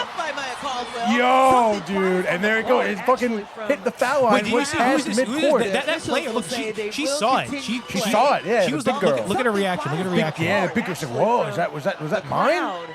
The official go back and watch. gets blocked by Maya Caldwell. Something flies on the court. Yeah, she saw it for a second. She was looking. She took her eyes off the ball. And then, wait, hold on. They stop play. Continue play as that goes off. Even the ball went out of bounds anyway. They fucking whatever, dude. And then wait for it. Here's the this is the no, here it comes. The object comes. That bang! The object. They don't even know what it is yet, dude. To the sideline. We're not exactly where. And then they're gonna cut to some people who are gonna cover it up here. Yep. But then wait, they're gonna cut to a full shot of the dildo on the court because I don't think they know yet. They're like, who camera? Ah! Oh my gosh. Okay. He's like, okay. Oh, the cop's taking it home. Cop's like, I'm fucking I'm not touching it, but I'll wash it. Holy shit, man. And then that was the first one. So there's a Hey, second one so, okay, tonight. okay, all right. That was Second, 2 months ago, the second dude. tower has been hit. Okay, Yeah. where we got? I guess keep scrolling. That's the first one still. Yeah, same meme. Okay, This is the second one right another here. green dildo right here. On the right hand side, you'll Hold see on, it. I gotta- It's already on the court. They stopped playing immediately. And then here comes the ref. There it is, and she's gonna run over and kick it. There's some guy. He's like, oh, he was like, yo, no one touched me. not my Like, shoes. what the fuck, Yeah, man? So I don't know who GSV is. Let's look up GSV WNBA. This is like what even is a show right now? Oh wait, what is Golden this? State Valkyries. That's a meme. Yeah, it's a good obviously. meme, That's okay. Kelsey Plum throwing the dildo. Mm. Um, All right. So right. yeah, look right here. You know, we see it. It's large. it's you know. it's. I mean, if you think that's large, it's fine, Joey. All right. I mean, that's the dildo, dude. That is the green dildo, and Yeah. it's like, I mean, I guess it's a good color to pick. I mean, neon green, you can see it. You know? Right. I mean, it's good. It's a good color to attract attention. Yes, it is. This guy or woman is doing it right. But also, it's like, I mean, also like, I am sorry, but I know both these games, I guess, are on the road. So like, one's in Chicago, He's one on for is the in kick. Atlanta. But they got hot corners. You gotta watch out for those. All right. We're getting out of here. We're done with this. Yeah, We're done with the this. dildo, Okay. dude. We're done with this. We got a little distracted. All right. Get out of here. Yeah, no, forget with the comments. We're gonna wrap up the talk about Fantastic Four right now, actually, because we're an hour and 20 and we gotta get the fuck out of here, dude. Mm-hmm. So basically, dude, what I would say, is that this movie did not live up to the hype that it had coming into the summer. I mean, you think of obviously the blockbuster movies that were made around the summer: F1, Mission Impossible, Superman, Fantastic Four. This didn't live up in terms of action. I think the acting was very good. Some lines of Pedro Pascal falls a little flat, but that's him as an actor. I think sometimes he does fall flat. Mhm. Again, I don't know. He played a good Reed that wasn't. Yeah, he wasn't was bad in that uncertain. way. Yeah. Like he was uncertain of Yeah. himself. You know, like he was like Richard Reed in this one. I forget the guy who plays him, but like he's certain. He's the smartest fucking guy. Yeah, like yeah. he's that guy. Don't even that one doesn't fucking count. The other one. Mhm. Yes, I would have liked to see more of the Thing. I would have liked to have seen more of That green thing? No, I'm kidding. no The green object. the green object, the foreign object. I would have liked to have seen more action with Johnny Storm at the very least. You know, even in this one, and again, I would go back to the 06 one.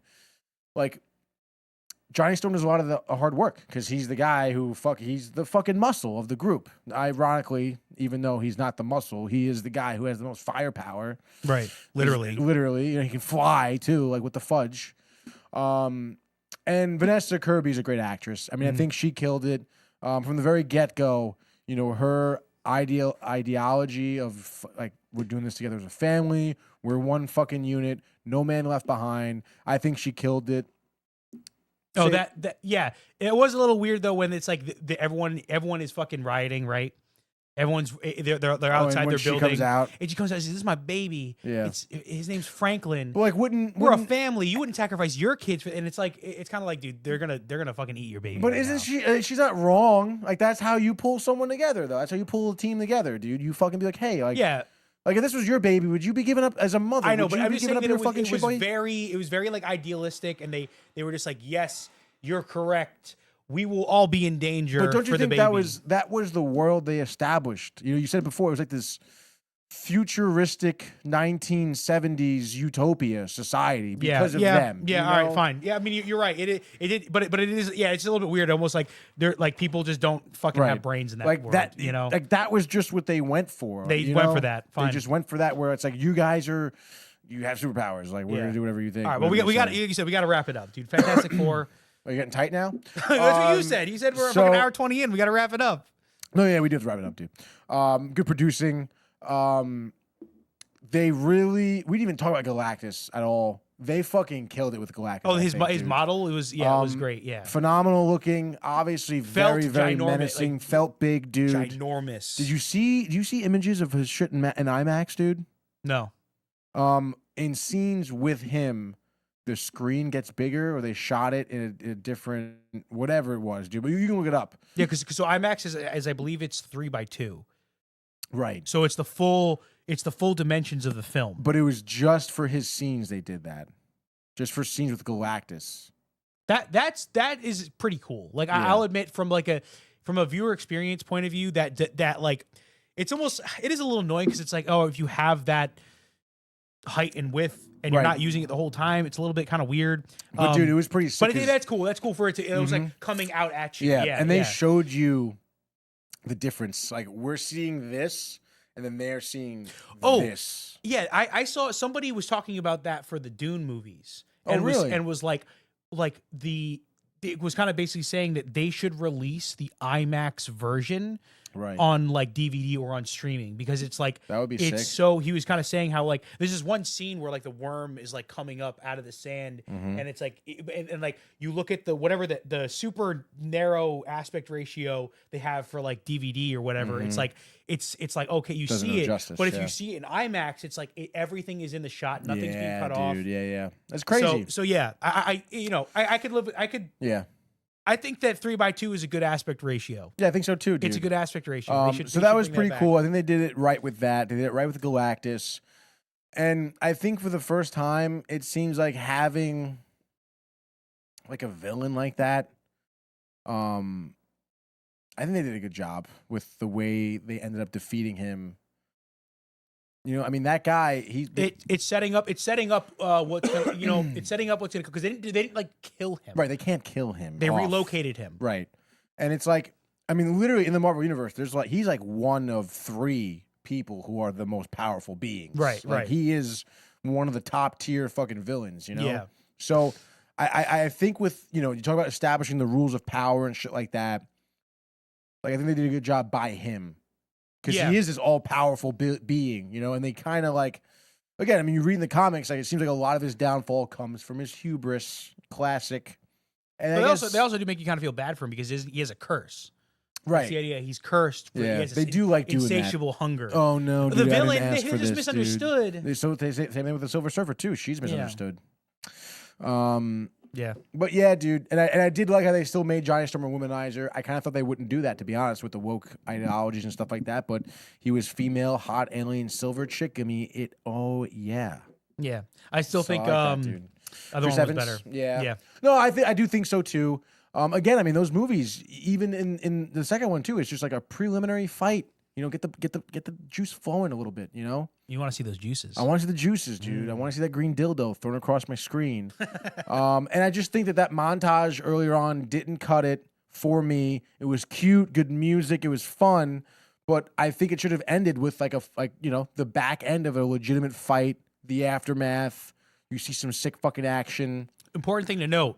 So the first time you really get to see the whole team all work together, use their powers, like in a way that feels like satisfying, is at the very end of the movie. Yeah, like you literally have to wait until the very last fight scene to see like Mr. Fantastic and the Thing like do anything close to like like the first time you see Mr. Fantastic use his powers, he reaches across his laboratory to grab something, which is like okay. But it's like that's most of the movie. He's using his powers in very mundane settings. He's doing a lot of lab work and research. Yeah, dude. it's very mundane. And the Thing was also very mundane, where they used his powers for more comedic effect. Remember when they were like they were baby proofing the house? Oh yeah, and then the Thing like rips it off. Yeah, and and it's even like, early on with the kids within the car. Yeah, joking around with them. Yeah, so it was almost like I feel like those two superheroes got shafted. Mm-hmm. In that they didn't really get their superpowers did not get the spotlight that they deserve, because the Thing is incredibly fucking strong. Yeah, and it's like I don't know, he's like on like Hulk levels, right? Yeah, I mean I don't know per se. I think so. It seems like he's kind of sure. He kind of. I would think that the Hulk though, because his strength is controlled by his anger, which is limitless. Yeah. So in theory, the Hulk is the strongest. Because he's the angriest. Because exactly. He's however how angry he can get more powerful. There is no limits to that. Like how angry can you get, Joey? Pretty fucking angry. Very. Michael Theophil knows exactly how angry. Michael Theophil. All right. But let's. So listen, I said my rating 7.1. I stand by it. I would see it again in theaters. I would watch it at home again. I'd put it on HBO if I was at home, even in the middle of it. I'd be like, all right, sure, I'll watch it, whatever. I think it was a movie like that. Am I going to sit here and glaze it? No. But 7.1, good. What do you got, Joey? So, okay, like I don't necessarily like your rating system because if you put 5 is unwatchable, I feel like you're throwing away half of the spectrum. I think we may have said 3 was unwatchable. We changed it a couple times. I mean, I don't typically like numerical rating systems anyway, but What do you want, a letter grade? let's look at it like this. If whatever number is unwatchable, right? Superman that we saw recently was watchable, but like barely above that, right? Okay. And I do think that this one was better than the Superman movie, but it's still not like for me to say that it's a 7. Like when I think of a 7 is like, I don't know. I feel like a 7 is a good, like that. I just don't, I don't know, man. I like whatever my standards were in the past, like for me, a 7 is like that's a good fucking movie. Would you say this movie was not good? That's what I mean. Like, do you think this movie wasn't good then? If 7's good, do you think it's not good? Yeah, kind of. Because I would like if 7 is good, dude. I mean, look. Let me just be honest. I don't think it was good. I don't think it was good. I know that you're like it is worth watching. I think it's not a bad film. I don't think this is bad, this movie. I guess I know we gotta wrap this up. But for me personally, I just don't feel like I am missing. Like if I didn't see this movie, like I don't know. I just feel like I wouldn't be missing out. Right. Like it was, you know what I mean? Like maybe I'd go see the new Avengers thing with Doctor Doom. You know what I mean? And then be like, oh well, they did. You know, it's like. Someone could just give me the cliff notes. What happened in this movie? This, and this. Cool. Perfect. Now we get to see the actual movie where shit's gonna happen. You know what I mean? I think that seeing Galactus is worth watching this movie. Seeing the Silver Surfer is worth watching this movie. I think the acting is worth seeing this movie. And I think that I don't know. I think I'm gonna end it at that. I don't think you need to see this to go see Avengers later on because I don't think that really matters, to be honest. Okay, that's kind of my point, though. That is kind of my point. That I feel like if that is gonna be a great movie, right? Not just good. That's gonna be a great movie. If the Avengers if everyone's planning on it being a great movie, like I don't think this movie seems like it's enough. Like it's like you have to watch this one to understand what's happening in the Avengers. The Avengers. I don't think you would, because like what again? Like what? They're going to tell you. They're going to give you the exposition. Like the only thing that connected this movie at the end of the day to Avengers was kind of the end credit scene with Doctor Doom, right? Yeah. Unless Galactus shows back up. Right. Well, I think Galactus showing other than introducing the Fantastic Four, like I feel like Galactus is going to be like a Infinity War Endgame kind of deal. Where they're gonna bring him back once they had gone through go through the motions. Possibly, I mean, because he is, like you said, he's one of like the 3 of the most powerful beings in that universe. I'm trying to think. I'm pretty sure I was reading a storyline in the comics where Doctor Doom teams up with Galactus, ends up double crossing him, going back with the Avengers, some shit like that. So again, I mean, the storylines in the comic books are there. You never know what they're gonna do, if they're gonna follow it to a T or whatever. But I mean, that could be an option, you know? Yeah. And I don't think not having Galactus back in the Avengers would be a big mistake, to be honest, because of how well it happened, how well it went, you know? He was cool, and I wish we did get to see him be a little bit more like of a bad guy. Destructive, and okay, and one last little final thing, because I was thinking about it. Say it. This Silver Surfer being able to follow the spaceship while it was in light speed was cool. And cool. It did give the Silver Surfer like a unique power that I don't think anyone else really has. Yeah. Like being able to follow a spaceship into a wormhole. Yeah. And not be fucking like spaghettied. You know what I mean? That scene was dope, dude. Yeah, that was even a cool like scene. Shooting her, knocking her down. Even though the corniest line of the whole movie, 60 space alien, whatever. Johnny Storm saying that was very corny. But all right, so look, let me rapid fire these comments, and then we want to watch a trailer for Avatar. We're gonna skip the trailer actually, because fuck Avatar anyway. Okay, fine. And we'll get to the last 2 things. Okay, let's see. A bunch of filler episodes. I think we kind of you're good. Whatever. Important announcement, dildo. Yep. It's Hotel USA. Thank you for attention. I'm also excited to see Naked Gun, by the Naked way. Gun, I yep. think it'll be good. More dildo stuff. And then Michael People just saying Fantastic. He's saying Fantastic Four was a movie. You don't have to see it Wow. in theaters. You can, he says what, but he means wait for it to be on streaming services. That's kind of how I feel. But see, knowing the thing about Galactus, though, IMAX, all right, so maybe we should have saw it. We should have seen it in IMAX. I don't want to point any fingers, but somebody But didn't Dolby- want to but- see no, it no, in no. IMAX. No, those were not IMAX. That was Dolby, and then there was like the bougie theater experience. Neither of those have different aspect ratios. Is BTX not IMAX? Let's look it up right now. Hot corners. Bad at that. BTX is IMAX? Question mark. Oh. But BTX is definitely a bigger screen, though. It definitely is. BTX is some goofy new bow tie extreme that is basically separate screen, 10 separate screens / projectors showing 1/10 of the image, all joined together to keep the image crisp and not stretched out, projected on a huge wall. So it's this BTX seems like it's a resolution thing. Yeah. Where IMAX is like they're actually Actual using aspect different ratio. like special. You have to. It has to be filmed on like On IMAX IMAX cameras. yeah. So like, So where the fuck is there IMAX around here? I don't. Oh, that's a good question. It doesn't fucking matter, I guess. Fucking idiot. IMAX near me. To Bridgeport CT is is that one in Trumbull? Okay. Also, Cinemark, Connecticut. In oh yeah, that's in The mall. Milford Mall. Yeah. So they have them there, but I don't like which theaters have a true IMAX? because it's like the last one we saw. I think it was Superman in Dolby. That didn't seem like an IMAX theater because I've been in. I saw because I think they re-released. What was it? They did like a re-release of The Dark Knight 2, I believe. The Dark Knight.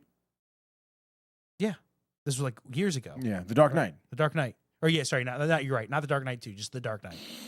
Okay. But eventually I think when that, I don't know if that was like when it came out or they did like a special viewing of it in IMAX and I went to go see that. Mm-hmm. And that was pretty fucking crazy. But it was Yeah. like you're like this. Like you are Yeah, you're fucking. you're looking up. So yep. All right. So that was the last of the comments. So what were the last few things you All wanted right, to So real quick, dude. Happy Gilmore 2. I'm not talking much about it because Michael's not here and he watched it with me. But Happy Gilmore 2, is it worth the watch? I would say an absolute resounding yes. Watch it with the boys, get a little drunk, whatever you want to do. Watch the movie. It's funny. And it, like I said before, one of the better Adam Sandler movies in recent history. Next up, I want to get to the YouTube video of the day because YouTube video of the day. You gotta do that when you say it, by the way. Thank you, dude. It's not this YouTube video; it's the one next over tab, and you can share this one if you want. I always do, YouTube video of the day where we say, "Hey, man, like you'll watch a YouTube video. It's a good time. It's a good experience, a good page."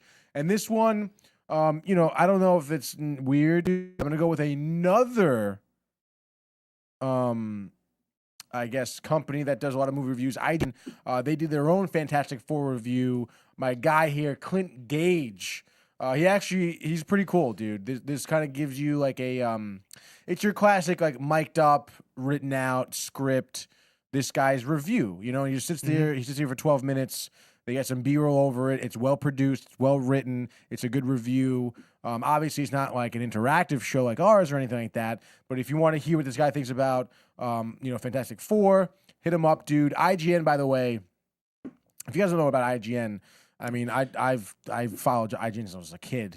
IGN.com. They've fallen off a little bit, but they've also naturally they've earned some points back. Yeah, They've earned some points back. Okay, I love watching these videos. It does some of the movie reviews they have different people sometimes.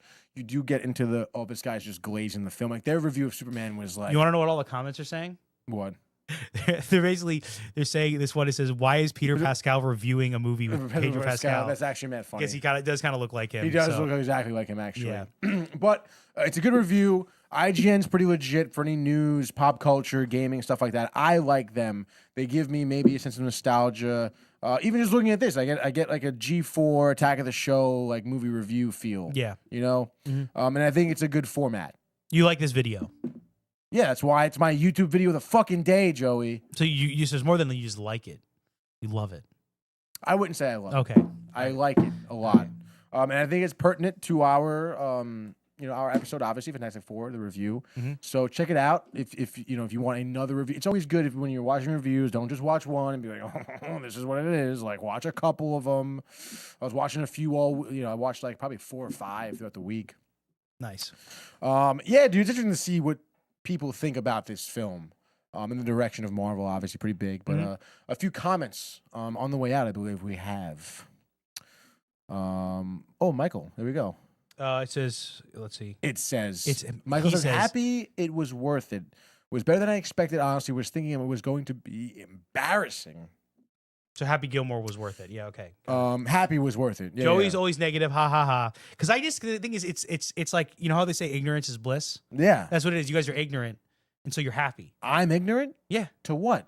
To all the bad things. No. Yes. I know a good fucking movie. No. Okay, I'm saying stuff about like the scandals behind IGN and the fucking video game journalists that don't know how to play fucking games. Oh, what they happened? can't get past the fucking tutorial. Would they like an Elon Musk with Diablo sort of deal? I'm pretty sure it was an IGN guy. But they were reviewing games. I'm pretty sure it was IGN, but they were reviewing Cuphead, and the guy literally couldn't get past the tutorial. He couldn't figure out because there's a jump and a dash, and he was you know how most tutorials in games are like you literally cannot advance until you learn what they're trying to teach you. And he couldn't do it. And he couldn't combine. Okay, I need to jump and dash. He couldn't get that. I will say though, I mean, that sucks, dude. That's not a good. It's embarrassing. Talk about embarrassing, dude. That's really embarrassing. If you're a game journalist, and honestly, dude, like you said, dude, the emphasis on the word journalist. I mean, journalism is so fucking dead nowadays. Look at the Rotten Tomatoes scandal too. Yeah, paying fucking critics to say certain things. You know, it's like that's shit that you cannot have in your realm if you're in media, because like Joey's feeling, you just lose all credibility. And not for nothing, dude. There's the fucking, I think that's the problem, dude. I think people honestly just don't, or I guess are ignorant. Ignorance is bliss, dude. But I don't think the people are ignorant. I think some people are. That the journalists are fucking ignorant. Yes. Journalists don't fucking know. I'm not going to generalize all of them, but a lot of journalists today don't even know what it means to fucking be a reliable journalist. You know what I mean? Well, I think it's just because to have integrity. It's corny because everyone's gonna say it because it's just easy. Anyone with a microphone, a basic podcast setup, whatever, can fucking say whatever they want. Right. I mean, look what we're doing. But I mean, we're talking about an organization like IGN. Right. They should have higher standards. Dude, you're a media outlet. Yeah. Like you're supposed to be very well trusted where your word is bond. You know. And if you lose that, then in my opinion, you are written off. Like you should be out. Rotten Tomatoes should be out. I think that what happened is that they were giving there's also this kind of like it was like a meme of like every fucking AAA game that came out, IGN gave a 7 out of 10. And it was kind of became like the IGN score. Like that's just what they rated AAA games, which was very clear that they had some ties with those companies and they were incentivized to give it a good review. And a 7 is that's a safe number, because if you give it like an 8 or above, that's almost like, okay, you could, and if like the game is clearly not an 8 or above, you can kind of be like, yo, someone's paying you off, right? But if you give it a 7, right, then you can be like, all right, like maybe they're just kind of dumb and they don't know what a good game is, right? So that kind of became the thing with IGN, but I think they did slightly course correct because they did have some good criticisms of some games that came out somewhat recently. Nice. And people were kind of like, okay, like you're not back yet, but you're getting there, right? You're getting to the point where we can trust you again. That's interesting. I want to say because recently I started watching them more for gaming reviews too. Like I watched Indiana Jones when I bought it for them. The new Metal Gear Solid, I watched their review. What did they give those games? Not good. Well, Indiana Jones was great.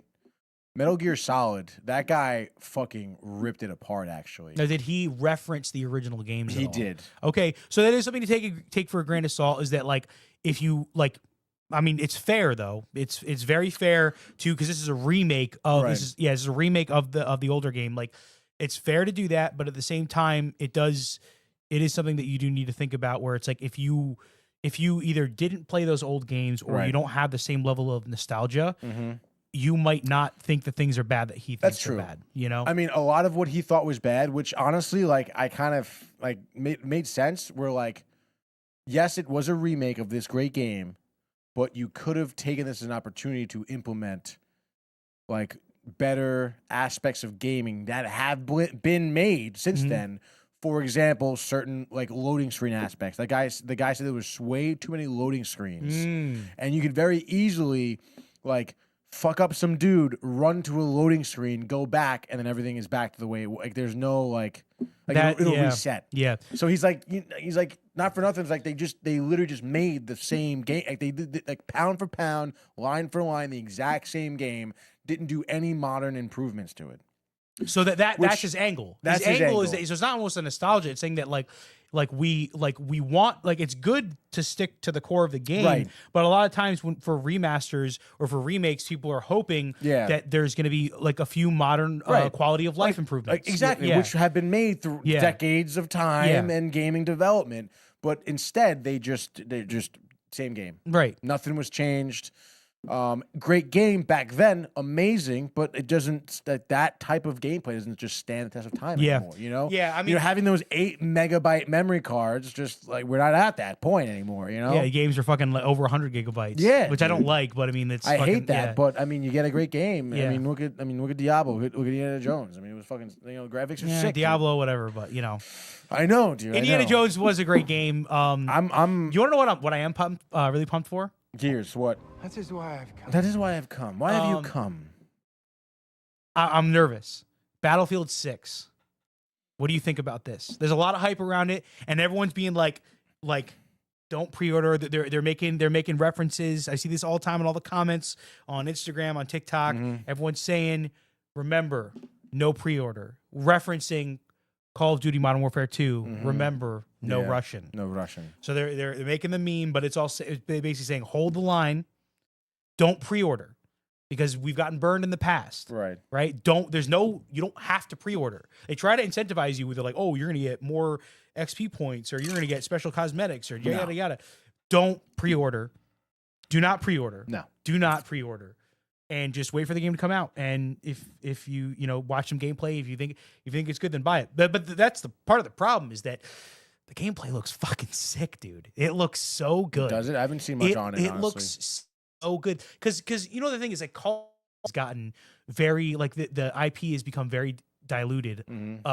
They've kind of Fortnite-ized the IP, where there's like, they have fucking Cardi B, they have the Teenage Mutant Ninja Turtle skins. Do they really? And, yeah, like, and they had the boys, they had like Homelander and shit. Wait, to play in Call of Duty Warzone. They had all these fucking like skins, where it's like, what I like about Battlefield is that it seems like for this game they are very much being like, this is a fucking military shooter, dude. And I like that they're sticking to that. But I think that's fair to say. I don't think you're going to get a lot of dude. People disagreeing with that. Like Black Ops 2 is good, but once they started getting into the future warfare and shit like that, exoskeleton nonsense. You're right. That was bullshit. Dude. You're right. The problem is that you will find people being like, oh, there were aspects of those games that were cool, and that like would have been great if they had those in the previous ones. But yeah, generally I feel like everything after Black Ops 2 is when I feel like it really started to go downhill. It's like, dude, like, not for nothing, like you said, I mean, Call of Duty, from Call of Duty 1, the whole point of it was that it was a realistic war game. Yeah, well, realistic to a point, but it was one of the more realistic games we had at that point. Fuck yeah, dude! Like, fucking, I remember watching my brother do D-Day. I was like, this is fucking crazy, dude. Right. Myself playing Modern Warfare, playing Black Ops, like cinematic. I feel like that's the key word with Call of Duty, is that their campaigns always had some pretty cool cinematic set pieces, and it wasn't always like it felt real though. Yeah, yes, it felt like a historical film, dude. Yes, but you were just playing it. We did Call of Duty. Call of Duty 2 we played. Yeah. We didn't get to D-Day yet, which we got to at some point go back, because they do. I don't forget which beach it is, but they don't do Omaha Beach, which is good, because at that point like when they I made forget Call what of Duty it's 2, called. Yeah, it yeah. was getting kind of saturated with the World War With the II World War II games, stuff, yeah, and it was yeah. like every game had fucking Omaha Beach, Medal of Honor yeah. and fucking So like I think it was cool that they did switch it up where you got to scale the cliffs. Yeah, yeah. You know that like very cool. But I don't know, dude. I don't know. Like Modern Warfare, obviously, you're talking about revolutionary. Call of Duty 4 in terms of just gaming in general. Yeah. And that was the first game after like the Halo series that people were like, dude, yo, this is it. Like this is where we're going. And yeah. dude, it was sick because Call of Duty 2, like I remember playing Call of Duty 4. I was like, oh, dude, it'd be sick if like maybe I could have more perks, or the perks had levels, or I could have more than one attachment to my gun. That would be sick. Mm-hmm. And then what happens in Call of Duty 2? Multiple attachment perk. Mm-hmm. That's what they do. You get levels. You get lightweight pro, stopping power pro, more challenges to make to get a new thing. Yeah. I'm like, this is fucking sick, dude. Like, Yeah. this is an improvement. Mm-hmm. Black Ops came out. I'm like, oh man, dude, going back to Vietnam, I was fucking sick. Okay, dude. Again, the perks, the levels, the storyline of Black Ops, Black zombies. Ops is such a good fucking story. Like, dude. even World at War too. Like, Yeah. World at War came out after Call of Duty 4. Yes, it was right? In it was Call between of Duty Modern 4. Warfare 1 and 2. So yeah, it was Call of Duty 4, Right. Modern Warfare, then it was World at War, and then I believe Modern Warfare it was 2, Then it and was then Black Ops. and then Black Ops after yeah. that. Because that was when it was it Treyarch and Activision? Infinity Ward, yeah. Infinity Ward and Treyarch? Yep. Yeah. Because they split and they were doing a game a year, Mhm. but their own thing. But it fucking worked, dude. Like, I mean, not for nothing. I feel like a game a year, different games coming out. Look, it was that time where it was like you got an Assassin's Creed every year. Yeah, You know what I mean? exactly. Like that was happening then, and it wasn't. and I feel like, I don't know. I mean, for us, it worked because I was in high school. So, like, I mean, But I also had the mad games time back to then, fucking play. even the crazy thing is to think about now is like games back then, even during that era where people were getting very tired of that game a year refresh kind of thing. Of Yeah. you know, those games were way more polished and complete than Oh, yeah. games that are released nowadays. So often games are released and Mhm. are not polished and don't have enough content to Right. justify the price tag. Did you hear about Splitgate 2? You haven't? No. Okay. Splitgate was a I heard about the game, but I hadn't heard about so the for anyone problem. watch real quick, Splitgate is a game where they combine like Halo style first person like arena first person shooters with Portal. Okay, yeah, So you yeah, have like a yeah, portal I gun and do you can know- shoot. yeah, yeah. So very like cool concept, kind of gimmicky, but still a cool concept. Everyone really liked the first one. It was a lot of polish to it. The developers announced Splitgate 2. They got up on stage. He had a hat that said "Make FPS games great again," and then he was talking shit about the state of FPS games, which is like that's relatable. People do feel that Mhm. things have gotten stale, but it's like. He talked such a big game about how we were going to bring FPS games back. Okay, let's go. And then sorry, let me get to me. No, get to you, dude. The game just it comes out and it's not good. They announced like a battle royale for it, and it's like it's just not the core fan base that liked the first one was just like, dude, yo, this sucks. Dude. This is so unpolished. There's not a lot of content. We don't really want the battle royale thing. We Damn. like the classic, capture the flag or team deathmatch style like arena stuff.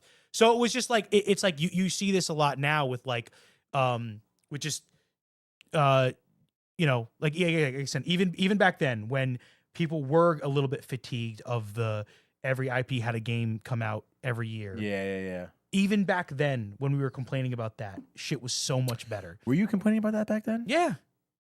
I definitely wasn't, but I wasn't as old as you, I guess. I wasn't as like... I mean, like complaining. I mean, I was definitely tired of it. And I was getting to the point where I wasn't buying the new one that came out every year because I was kind of like, not because they were a little bit hit for me. They were hit or miss. I was like, yeah, I wasn't getting every Assassin's Creed because at a certain I point did.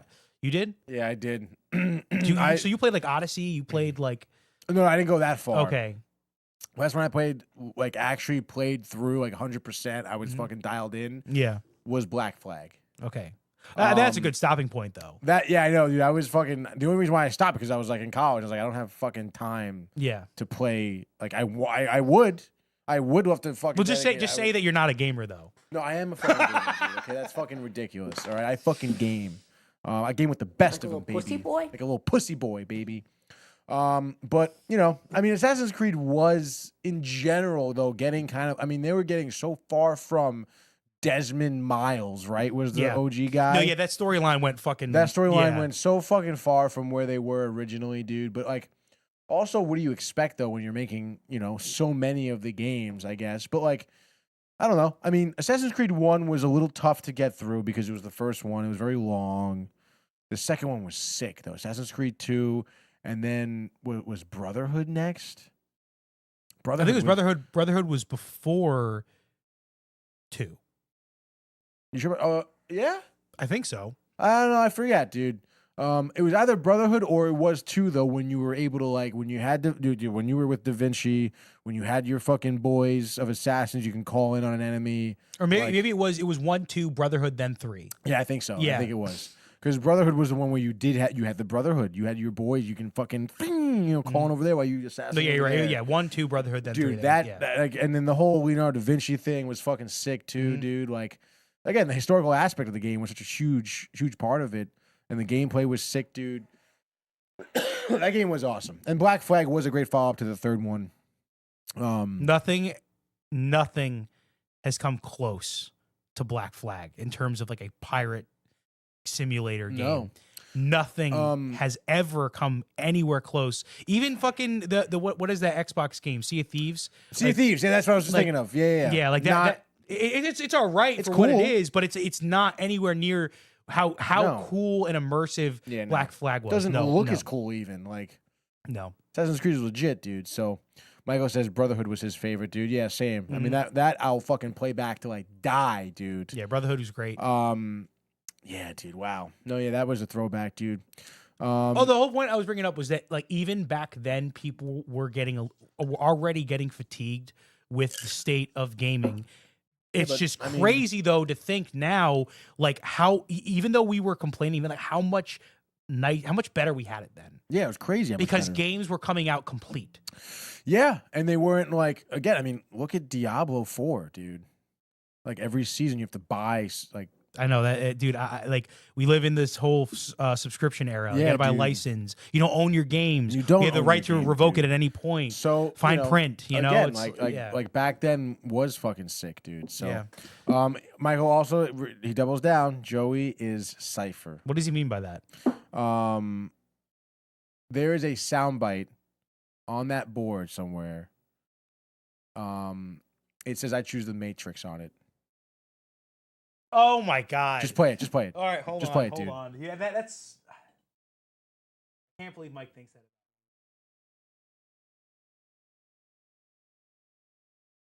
Come on, it's on there.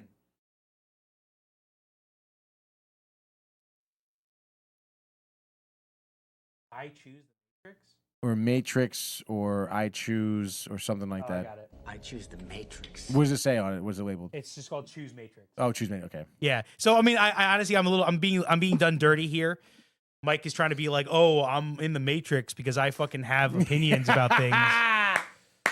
And you know what, dude? I like Mike. Mike is one of those people who he just he gets so upset when he does. He gets so upset when he's like into something, and I'll be like, "Oh, did you hear about why this sucks?" And people are talking about this, and it's not. I'm not even coming at it saying like, "Oh, I wholly agree with I agree with the hive mind." I'm just saying, like, dude.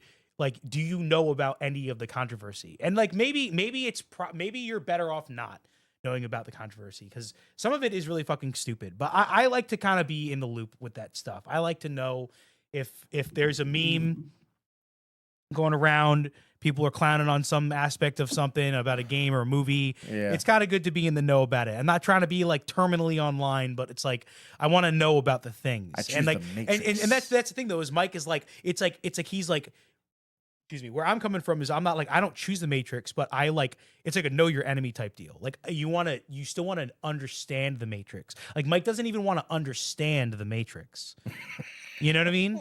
Like, and that's talk about choosing the Matrix. Can you play that again? The bite. I choose the Matrix. This is a great scene. Dude. It is a great scene. Like, dude, that movie's so fucking good, dude. Mike, Like, no, yeah, there it goes. Here we go. Yep. Yeah. See now Mike is getting tight because you all the time he's like Joey's getting tight. Mike is getting tight now. He's like, here we go. I am joking. Joey is serious. I only called you Cypher because you said ignorance is bliss, just like him. You know what? Good point. All right, I'll stand back. All right. I want to remember nothing. You got it? Nothing. Says, yeah, I don't know. I have a show called Down the Road. Oh, yeah. You know what? I choose the Matrix. Fine. Mike is, I guess, he's not Neo. He's Morpheus, right?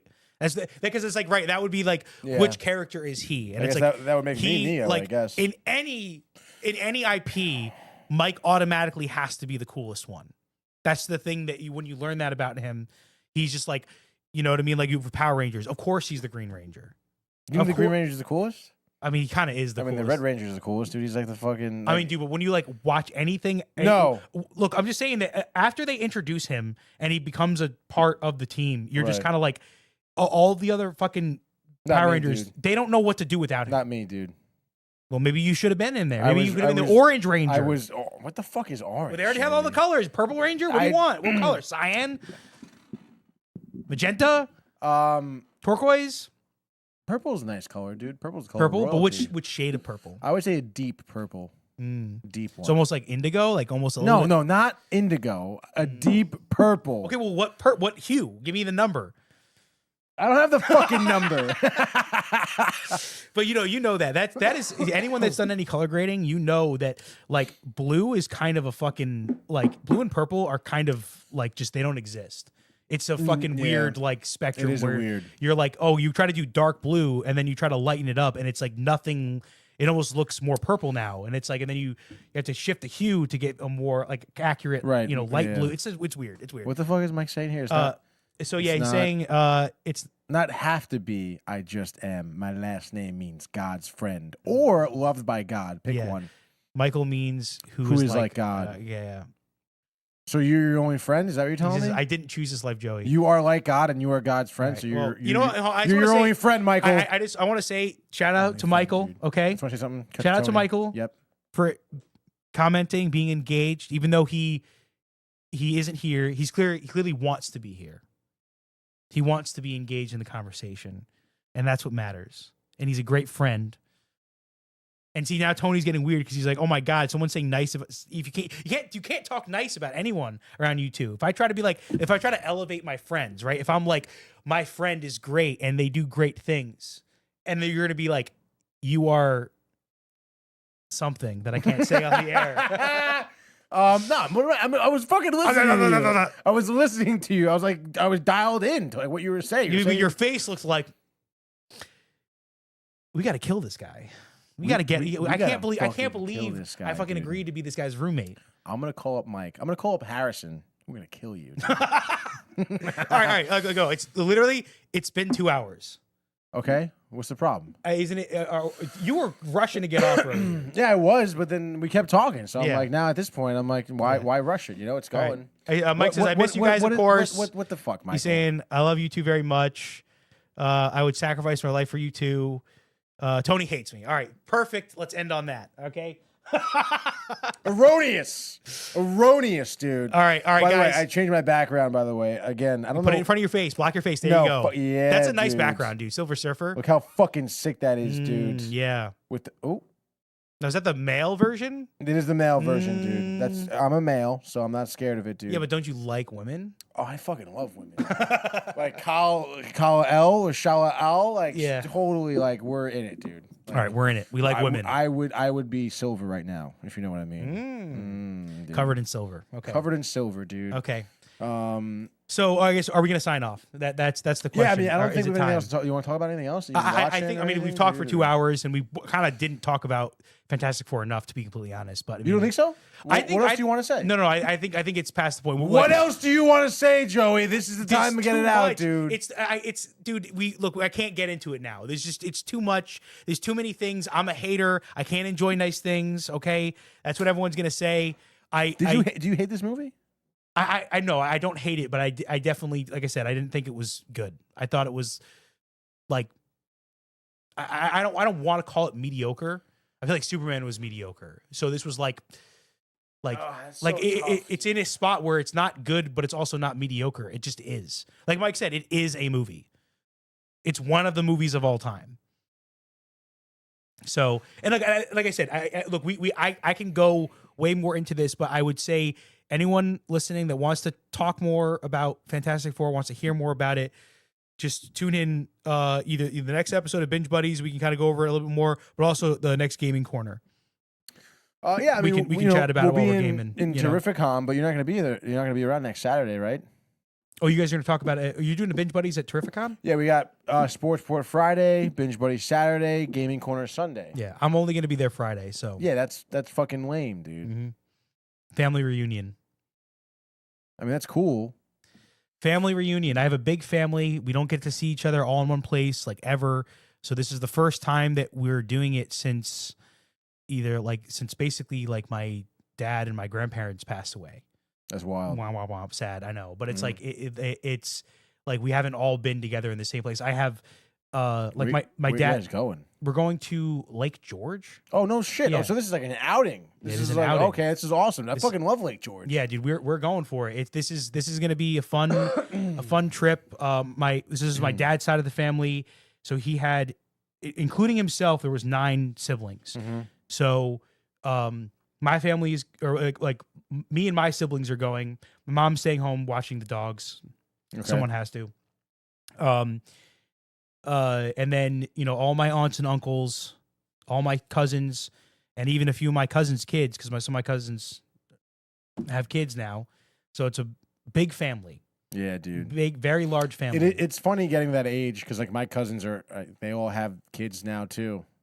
So like again, like holidays, family reunions are fucking wild. They're also all about the fucking kids.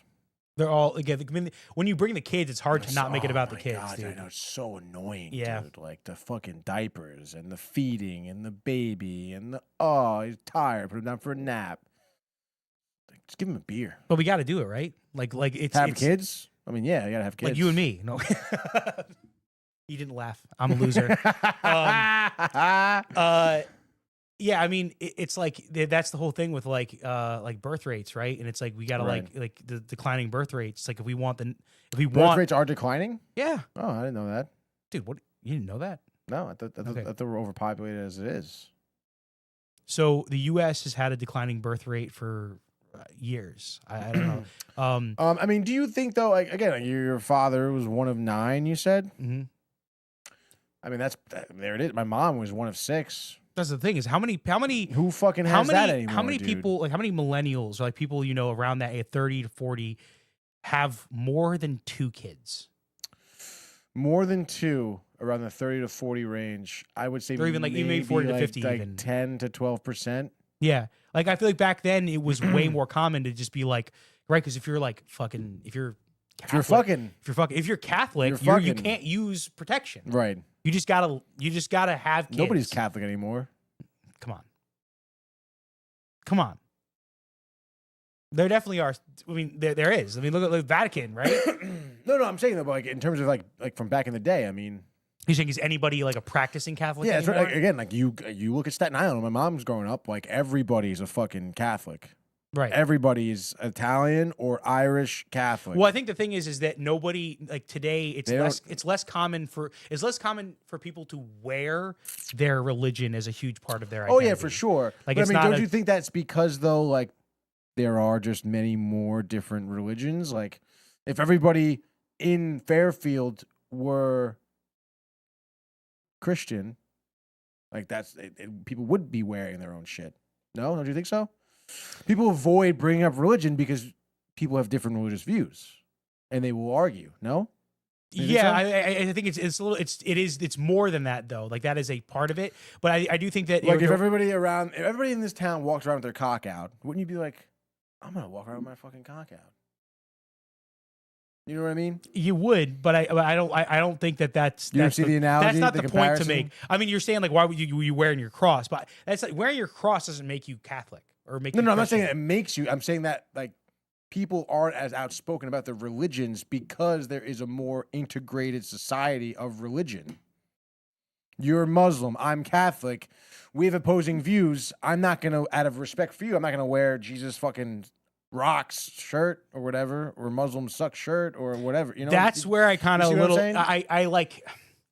Like I feel like I agree that that's how it is now, but I stand against that in that you shouldn't be ashamed of I'm your not saying beliefs. it's wrong or right Like or and anything. it shouldn't be considered like I have this one friend. I'm not going to name names. I have this one friend who always tells me that like I think maybe this happened to him once or twice where he went over to somebody's house for dinner and they were like praying, and he was like talking to me about how like he didn't feel like. He was like, "Oh, is it disrespectful for me to be included in like praying if I don't believe what they believe in?"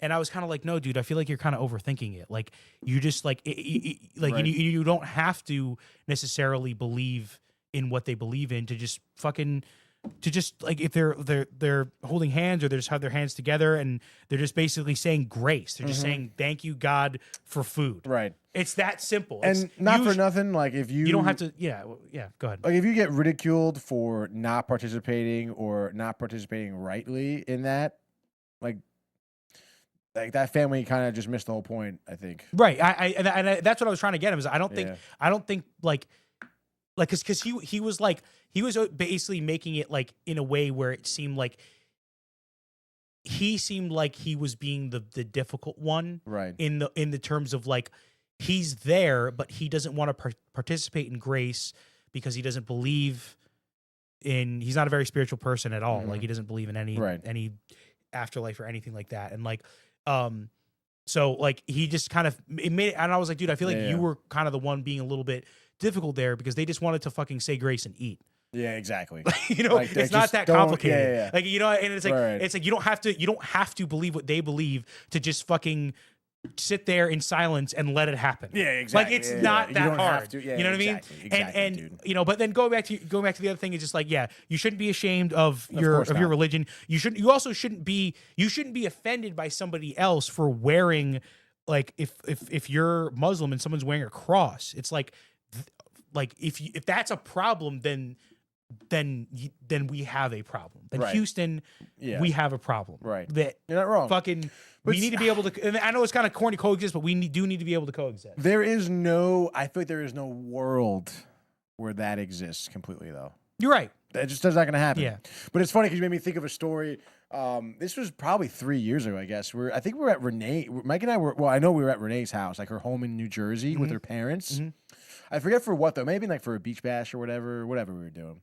But dude, of course, and like Renee, great quintessential family, classic 3 kids, 4 kids. Great loving family, and again, we're in that situation. We're at the big dinner table, whatever Renee's mom made, and they're like, "We're gonna get ready to say grace." Tony, would you say grace? And I was like, "Oh my god!" Oh, they put you on the spot. Literally, I was like, I couldn't believe it. I could not believe it, dude. Okay, I really, I was sitting there and for in my head, it felt like minutes gone by, but it was obviously a few seconds. I was like, what the fuck, man? And of course, we were on vacation in New Jersey. You're trying to relax on vacation. Yeah, You're trying to relax. I had a few no drinks. worries. Yeah. Maybe we smoked or something. And all of a sudden, I'm like, fuck, man. Like, That's one of those things where you have to be like, you have that, God, I'm stoned as fuck. I'm sorry. This is so inappropriate, Yeah. but they're making me do this. I need you here right now. I need you. Give me some words, God. Yeah. And I just, whatever I spewed out. Thank you, Viviano's, the food, bountiful, all the key words. You just say that. Just say you're grateful. That's it. Exactly. Just say you're grateful. Hope everyone's happy. We're all healthy together. That's what's most important. Love, amen, God, Jesus' name. Yes. And then her dad's like, "Oh, I thought you were just like normally we just like say the grace prayer. What the fuck is it called? I forget the name of the prayer. I do too. It's like, not just dear called Lord, we grace. thank you for these gifts that we're about to receive." In bounty through Christ, amen. Yeah, something. Yeah, something along Bounty, those lines. Bounty's in there. Yeah, Bountiful's in there. Bounty. Yeah. And they were all kind of laughed at me a little bit. And I was like, oh, all right, because not for nothing, like in my home, like when my parents say grace, they make something up on the spot. Like they don't say just the prayer. Right. My family would usually do we would say the prayer. Yeah, and then we would extra. be like, and also thank you for your mother for cooking and for Exactly. look after these people, this Health. tragic event that happened, and you're just like, You know what I mean? It was just Right. it was just basic stuff. But it was funny because I felt at that moment made fun of for how I said grace. Because they okay? wanted you to just say the prayer. Yeah, that's what they wanted me to say. But then they're like, "Go fucking say that, okay?" Yeah, dude? why would they have like why would they put somebody on the spot and be like, you lead? It's Yeah, like, right. aren't we all saying it? And also, like, how do you fucking know I know the prayer?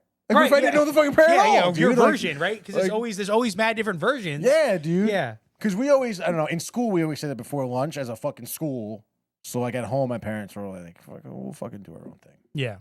But that was my gray story at the Viviano household. Nice. But I like to say I fucking killed it with Yeah. like they were tears in the eyes of people. Tony did a great job. All right. We're gonna rip these comments, then we're gonna get out of here. Oh, yeah, let's okay? do it, dude. Mike saying talk more about it. There the is movie, no dude. Do you have more to say? There's no past the point. Dude, Exactly. We're past the point of no return. It's just it's too much. Hold on. Keep going. Encore. There we go. Where I am right now, this is Aw. bringing me joy. Well, I'm happy, Mike. That you Mr. Greenwood's God gift to the world and myself. I see a lot of him and Joey. Thank you, Michael. And Mike, I'm sure Michael knows that this whole freaking studio would have never happened if it wasn't for my dad. He gave me and Michael probably the best, coolest childhood, chillest guy. Let us stay up late. He get a little angry sometimes if we were loud, but that's like to be expected. Natural, yeah, You know, yeah. getting up, gotta commuting to New York every day, right? You know, it's Ugh. yeah. But like, this whole thing, like us essentially, this is like a shrine to the childhood we had. Mm-hmm. You know, Literally. yeah. Yeah. So yeah, my dad made that happen. Cool dude. So yeah, thanks to him, but also thank you to Tony, because if this never happened, if I never like reconnected with Mike, got on his good side again, which I still feel like I don't deserve it, so I'm very grateful. But then I would have never met Mr. Anthony That's me. Materiello, Oh, thank you, Joey. and now we are roommates. Yes. Well, I'm glad that you did go out there, reconnect with Michael, and then we met. And then we met. That is awesome. Mhm. Yes, dude. Everything happens for a reason. Everything happens for a reason, dude. That's for sure. God's plan. God's plan. Yes. Say grace. Yes. Get made fun of for it, dude. Don't worry about it.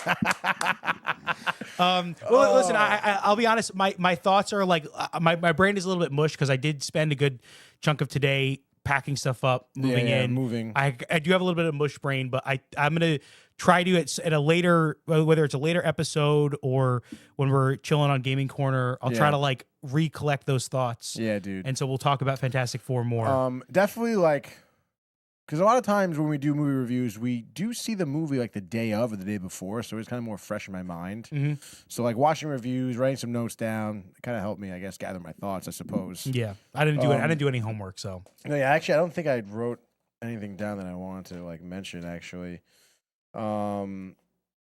this one, don't compare to the first Avengers, re-entry, new face, new era, visuals are good. Oh, the score was great. yeah, I didn't. Fantastic. I wasn't like that was distracted or offended by the Yeah. music in any way.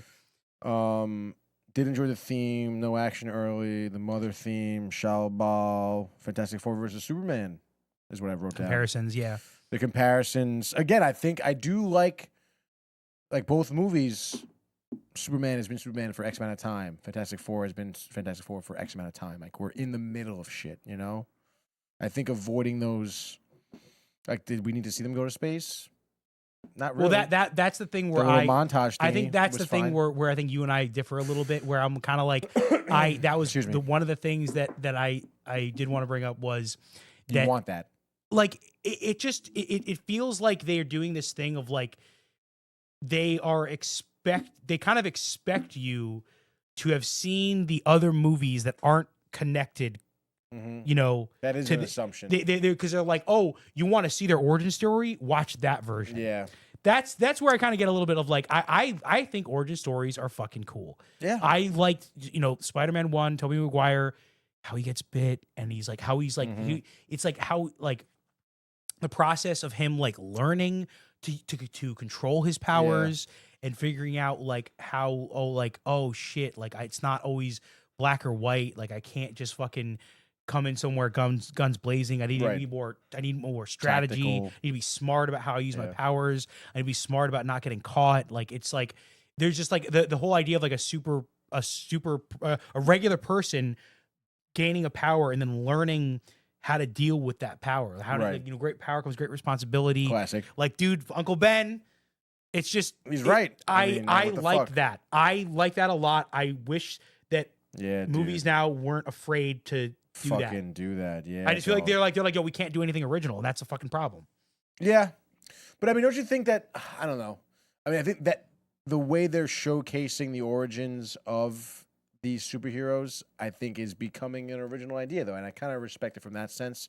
But I don't disagree with you where origin stories are sick. I mean, I didn't mind, like for the countless times I saw Batman, all the different Batmans, like, let's fucking fall in the well again, dude. Right. Let's get the bats up in here. Yeah. Like, let's figure shit out. Interestingly enough, Let's watch the parents get murdered. right. Interestingly enough, I feel like didn't the first Batman in the Dark Knight trilogy, Batman Begins. Batman Begins. They like told that stuff through flashbacks. They didn't like start with his parents getting killed, right? I feel like they did do that, dude. But it was very brief. I remember it being very brief. Yeah, it They- wasn't long. And they focused more of like his quote unquote origin story on the Yeah, whole yeah. like what do they call the League of Shadows or Yeah. like how he Right. like it wasn't because Batman doesn't have Right. superpowers, but it's like how he got his Right. training. Exactly. Which was They- cool. they I like did- that. I They like kind of that. did two separate origin Yeah. story of Bruce Wayne Yeah. and then origin story of Batman. It's Yeah, how they kind of very cool. separated. Very cool. And now at this point, we've progressed so much that it is like the origin stories are obviously being just written out on the title screen, like we saw Superman or Superman, they're like, 3 years ago, 3 Yeah. months ago, 3 seconds ago. or It's in like- Fantastic Four, where it's just a little montage Yeah. of some old ass footage of them going into space. The problem is that a lot of times, and this is something that happens a lot with like writing, and I see this a lot with people. Like I'm on like a few subreddits for like world building or like magic system stuff, and like a lot of people will talk about like, especially in the world building thing, they're like, you should write your story about the most interesting thing happening in your lore, and like if you are like a lot of people will do stuff where they'll like create lore for their world. And the lore is infinitely cooler than the fucking current day plot that they're writing about. And I feel like sometimes that's the like it would have been cool to see like, I don't know, man, like sometimes it's cool to see superheroes do things in a way where it's not like a universe or world ending event. It's just kind of like, hey, this fucking guy's doing terrorism. Yeah. And we got to stop him from doing terrorism. Mm-hmm. Like that's kind of fucking, it's more grounded, you know? Right. And again, like Dark Knight trilogy, right? Like in the third one, they're gonna like nuke Gotham City, and it's like, yeah, it's like that wouldn't end the world. No.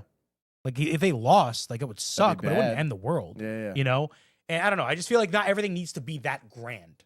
Right. You know, not everything needs to be like the stakes are literally everyone fucking dies. Right. It's cool to do that, but I feel like the problem is if you do that for every fucking movie. Then where do kinda you go old. from there? Exactly, You yeah, already yeah. you're at the ceiling. No, they're like, how can you continue to raise the stakes? Right. You're gonna be like, oh well, we're gonna start killing other multiverses. And you're like, Right. well, there are other I don't give a fuck. Exactly. There are other multiverses. I mean, you basically summed up Marvel in a nutshell. That's what they did, right? Like Avengers Endgame, Thanos, like that was literally. Yeah, but they built to that. Not No, every yeah. not every movie Well, before that but- was that level. Right. They built to Yes, that, of course. and then they should have just that is when they should have done the reset. Well, that's what I mean. Well, Yeah. yes, You right? But that's what they're having. Yes, you're correct. Yes, and that's the trouble now. Is like they've built that Thanos up, and it's like what are we gonna get that's bigger and more grander than that? Right. I mean, and they are trying to build up this new Avengers, but time will tell what happens. I mean, I do think that I think you're right. I will admit here. Okay, I think that the Fantastic Four movie is worth seeing for Galactus alone. Mm-hmm. I do agree with that because if it is going to be like if they are setting up more stuff for like this whole reboot of the MCU, like Galactus does seem like a pretty fucking cool villain. Mhm. There's a lot of potential with it, but they got to get right. Like you know what I mean? Like they got to start changing the way that they write and make movies, and they Right. need to put somebody in charge, and then just be like, this guy is in control. and stop. I feel like a lot of stuff now with these big IPs owned by these big companies, it's all by committee. It's all written by committee. Oh, you got this product placement. It's like, dude, like you got to just let somebody who's passionate as hell about the IP, give him the mantle. Let him be in control. Give him the power of destiny. And if he fucks up, then he fucks up. Right. But at least it was somebody who was actually right. who was like, yo, I love this superhero, or I love Marvel, or I love Lord of the Rings, or I love Star Wars. Like somebody like that, give them complete control of like the writing and everything, and not make it like a thing where it's like, oh, you got to, when you're going up the chain of command, you got to be like, oh, well, we got to get an okay from all these people. No, just be like, there's one guy, and he makes the decision. Not to say that he doesn't have to listen to anybody else. Like, it's still good to have like people that you can they can counsel with, but it's just like, just fucking like, that is what I see is the problem. And I really hope that they fix it going forward. Is just, they need a cohesive vision. And we were describing before about how like the plot of this Fantastic Four movie is kind of like weird, and it seems like they changed a lot of stuff last minute. Like a lot of stuff got changed throughout the process to the point where the movie that came out was not the movie that the original visionary intended. And I think you got to stick true to that original vision no matter what happens. All right, if somebody gets fucking canceled, then be like, all right, we got to change this guy. We're going to change the actor, deal with it. You know what I mean? Right. You just got to make the hard decisions. Yeah. I mean, you know? I think they had to make that hard decision, but their ultimate decision was to replace the villain all together. And that's fine. That's fine. That's a decision. Fine. I mean, and to bring in who the fuck directed Avengers, dude? The Coen brothers? To bring in the Coen brothers. Was the Coen brothers? I don't know, man. I don't know. Can you look it up for me, please? Yes, I can look it up. Thank you very much, dude. So this is the Avengers. Avengers, Endgame, and Infinity War are the same directors. Avengers, Endgame, Infinity War, whatever. Yeah, whatever. Bye.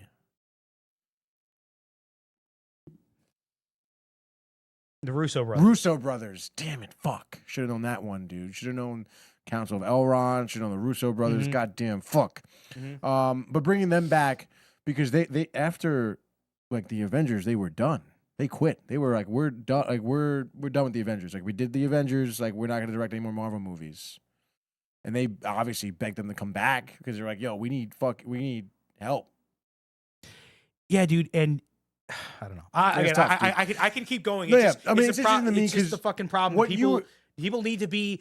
They need to do a better job of scouting for talent, whether it's actors or writers or directors. It's like they get so, because this is the thing of companies being afraid to take risks. They're so fucking afraid of being like giving a fucking nobody a new guy, giving him a shot. Yeah. Because that's what the old school cigar chomping fucking dudes. That's what at least those dudes who were like like when you think about like the epitome of capitalism, right? Top hat, cigar, or big even fat just, dude. even just production company suit man. Yeah, those guys at the very least, as much as you can hate on them for being hyper capitalist, whatever, at least those guys knew when it was appropriate to take a risk. Right. And everybody now is so afraid of taking the risk because it's like, oh, you got the shareholders, and it's like all this stuff is like, well, that's the fucking point. Yeah. If you're buying into something, right? Isn't the whole point like there's a risk? Yeah, exactly. You could lose money. Yeah. And if you are afraid of that, like honestly, you should just fucking not. Just don't be here. Invest in something else. Yeah. Invest in fucking water. You want to have security, right? Water. Invest in water. Invest in something else that you're like, oh, there's no risk in that. Invest in fucking, I don't know, porn. Where is it? Amateur, anal, hentai, big tits, Asian. I can't, dude. It goes on, Jay. Yeah. No, you're not wrong, dude. It's interesting that you were saying about that one man, leading the helm here. Honestly, I think what you described is kind of like what James Gunn is trying to do with DC. So I guess my question to you then would be, like in the next 5 years, right? Like we'd be past Avengers, we'd be past Doomsday, we'd probably be somewhere into Justice League, right? And not for nothing, James Gunn does have phases. Like he announced, like this is the Gods and Monsters phase. Then he's gonna go into whatever else. I don't know whatever else the things are, but clearly he has a roadmap. Like in 5 years, do you think DC is maybe not bigger, but more successful, or highly touted, or regarded as just better than Marvel? I think talking about risk, right? If you're being risk averse, if you're a betting man, right, you would probably say no because of the track record. However, like he is a good director, right? And I think that there is I think he's a good director. Right. Keyword, great director. I don't think that he's a good writer for every genre. He's not. I think that's where like people need to be real with themselves. And that's okay. Like you can still be like the visionary and at the helm and just say, you know what, I need help with writing. Right, which is fine. And that's fine. That is fine. But I think that DC, it is a huge, in my opinion, like a huge missed opportunity that DC, I feel like, never got to do a real good effort towards a DCU. I feel like they kept just dropping the ball. Yeah. And whereas Rushing. Marvel, like when the MCU started off with like Iron Man 1 and like all that, it just like people were fucking hyped about it because those were great movies. Do you think that back then, though, like Iron Man 1 being released, do you think the Avengers was in there, like, in the I've heard process mixed of things. being made? No, not in the process of being, but I've heard mixed things because I heard that it was retroactive, that they were like, once they realized that they were like, hey, Marvel stuff is kind of taking off, and like Iron Man was like this at that time was this like modern superhero movie, great CGI, like awesome, like Robert Downey Jr. played Tony Stark so well. I've heard like they retroactively were like, all right, well this is now we're going to consider this canon and that. And then I've also heard that even before that they were like that was always the plan. I don't fucking know, but all I know is that they did a good job with like was that phase 1, phase 2? What, how many phases was it up until Endgame? Was that all phase 1? Like how many phases were there? I mean, it must have been like phase 3 or 4 by Endgame, right? I think it's end of phase 3, I think. Right? Because yeah. phase 5 was fucking all this nonsense of setup, like Ant-Man and fucking, all the shows they made and shit like that. I think that phase 4 was maybe like Thor Ragnarok. Yeah. I do think that it is probably a smart idea to do a hard reset. As much as I don't like the idea of like it's like everybody like every year, like every couple of years is a new Spider-Man or this or that. It's just kind of like it is kind of probably a good idea to do a hard reset, because talking about like, oh, you need to see this movie to get this, like at a certain point your catalog's way too fucking long. Right. For all that you have to watch all those fucking Marvel movies just to like catch up. Yeah. That's a little bit like, I feel like it is probably a good idea for them to do the reset. I hope it fucking goes well. I want, like, as much as of a hater I can be about all this stuff, dude, I want stuff to be good. Oh, yeah. I want stuff to be good. I don't want to have to complain and say, oh, here we go again. Same thing. They're pushing agendas to the forefront and they're not delivering on what people want. The action isn't good. This, and this. I don't want to be that fucking grumpy dude just being like, oh, the old stuff is better. Oh, the first album, you know what I mean? Oh, the band, Black Sabbath's first album. It's like, I don't want to be that guy. It's just kind of hard to not be that guy when you're looking back at it and being like even in the most like being as objective as possible, you're like, the old stuff was better. And I just think that these people, I know I'm kind of rambling, repeating myself at this point. They just need to look back at what made that stuff great. Take a deep breath. Go on a vacation with your family. You need to empty your cup. That your cup is too full. You need to go somewhere, have your cup emptied, start fresh. The meniscus, right? Yeah, that's the point. Is that their cup is so full, the meniscus is even like over the top. Like, we're talking about the meniscus before, everyone. Come on. So look, I think that I've probably said enough here. Yeah, I think we all have. I think we've all said enough. We are hour 2 hours 30 minutes. Go see the fucking movie. All right, tell us what you think in the comments. Go see the How movie. about that, Last dude? thing, Mike saying OG Spider-Man was good. Also, OG X-Men. Totally agree. Yeah. I think we are going to close it out though. I think it's about they're time. fucking up though by bringing them all back. I think though. Well, they're fucking up by bringing them all back. The OG yeah. X-Men. Yeah.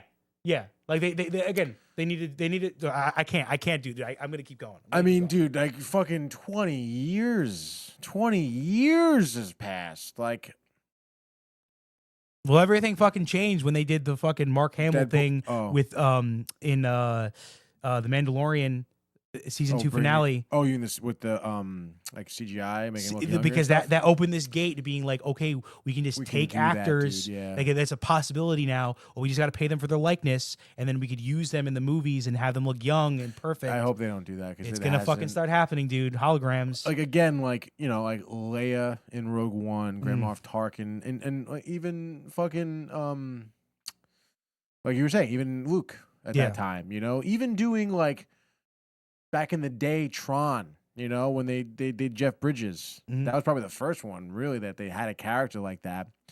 But I mean, the character wasn't in fucking 100% of the fucking film, like, Mhm. and the shots weren't, Mhm.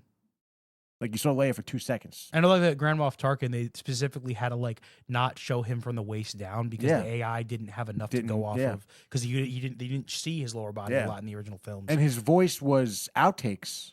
Like it wasn't like it wasn't an AI voice. It was his real voice. Mhm. So it sounded great. Yeah. Same thing with Leia too. So it's like I don't know, man. Could you build an entire movie around that? I don't know, man. I guess maybe we'll see. 10 years down But- the line, we're gonna be like, we didn't know how good we had it back then. Oh, When they were fucking- fuck, dude. Everything is fucking AI now, dude. I mean, here, dude, it's coming, man. It's coming. Michael says, hold on, he's saying Fast and the Furious. Philip Seymour, yep, during Philip- Hunger Games they did. Philip Seymour during Hunger Games. Yeah. All right. Yeah. All right. Look, guys. Oh, yeah, Fast and the Furious, yeah, with fucking Paul Walker they did. Because he didn't he pass away or something? Yeah, he died in a car accident. They used his brother actually as like the body double. Mm. Fucking wild.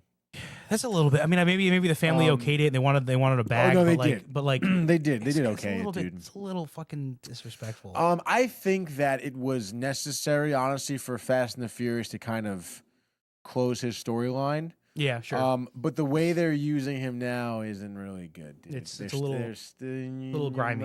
Yeah. Again, it's cute because you see his skyline and the driveway, but Vin Diesel said in this next one they're gonna have like a proper end to his storyline, which is like I don't know, dude. Yeah.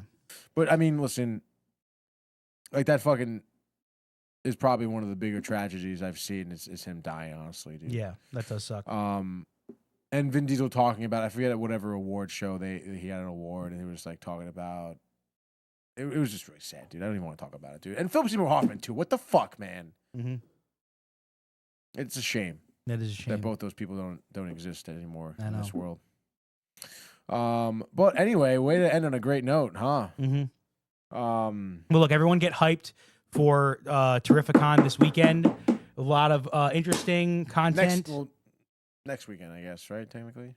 Right. So it is already the weekend. So next weekend. But is this this weekend? Next weekend is next weekend? or I've is- already, in my mind, this weekend has already happened. Well, it's fucking Friday. Don't wish the weekend away. All right, dude. I know everyone's gonna say, "Oh, fucking school, gotta go back." Whatever. Yeah, that's right, dude. Amateur, anal, hentai, big tits, Asian, POV. Like, you don't need to know any other bite, honestly. Just that one, dude. Just all the time. That Oh, one my right God. there, dude. And the Matrix. That's one, I just guess. why I've come. That's just why I've come. Like how they're on the same page, like Yes. next to each other almost. Yes. Someone thought of that. Mhm. But all right, dude. I guess that's it, right? I mean, you got anything else? I don't have anything else. I'm really ready to fucking end this. Yeah, me too, dude. Like really end it. I'm really ready to Like end let's it. get in the garage, keep the Yeah. car running, close the door, Mhm. never look back, dude. That's right. I feel that's like a good way to go. You know, right? You kind of just like eventually pass out. Do you just pass out though? There's no pain or anything, right? I don't know. I don't really want to think about that. And you can probably like smoke a little weed while you're in there, listen to some music. I don't know. There's something about like the carbon fumes, me Right. specifically, that I don't like that Oh no. about dying to that. Oh okay. Like it's, I don't know.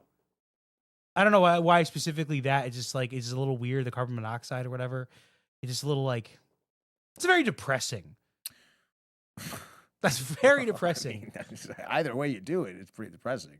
Yeah, like blowing your brains out though is a little bit more like, poof, like you're kind of just like making a statement almost, dude. I mean, you're just like I don't want you to see my face. You're like, hey, I want it to be over right now. Not like oh, I'm gonna sit in my car and just fade into fucking non-existence. Yeah, I guess that is more depressing because you're kind of gonna be sitting there thinking about it. I guess. Yeah.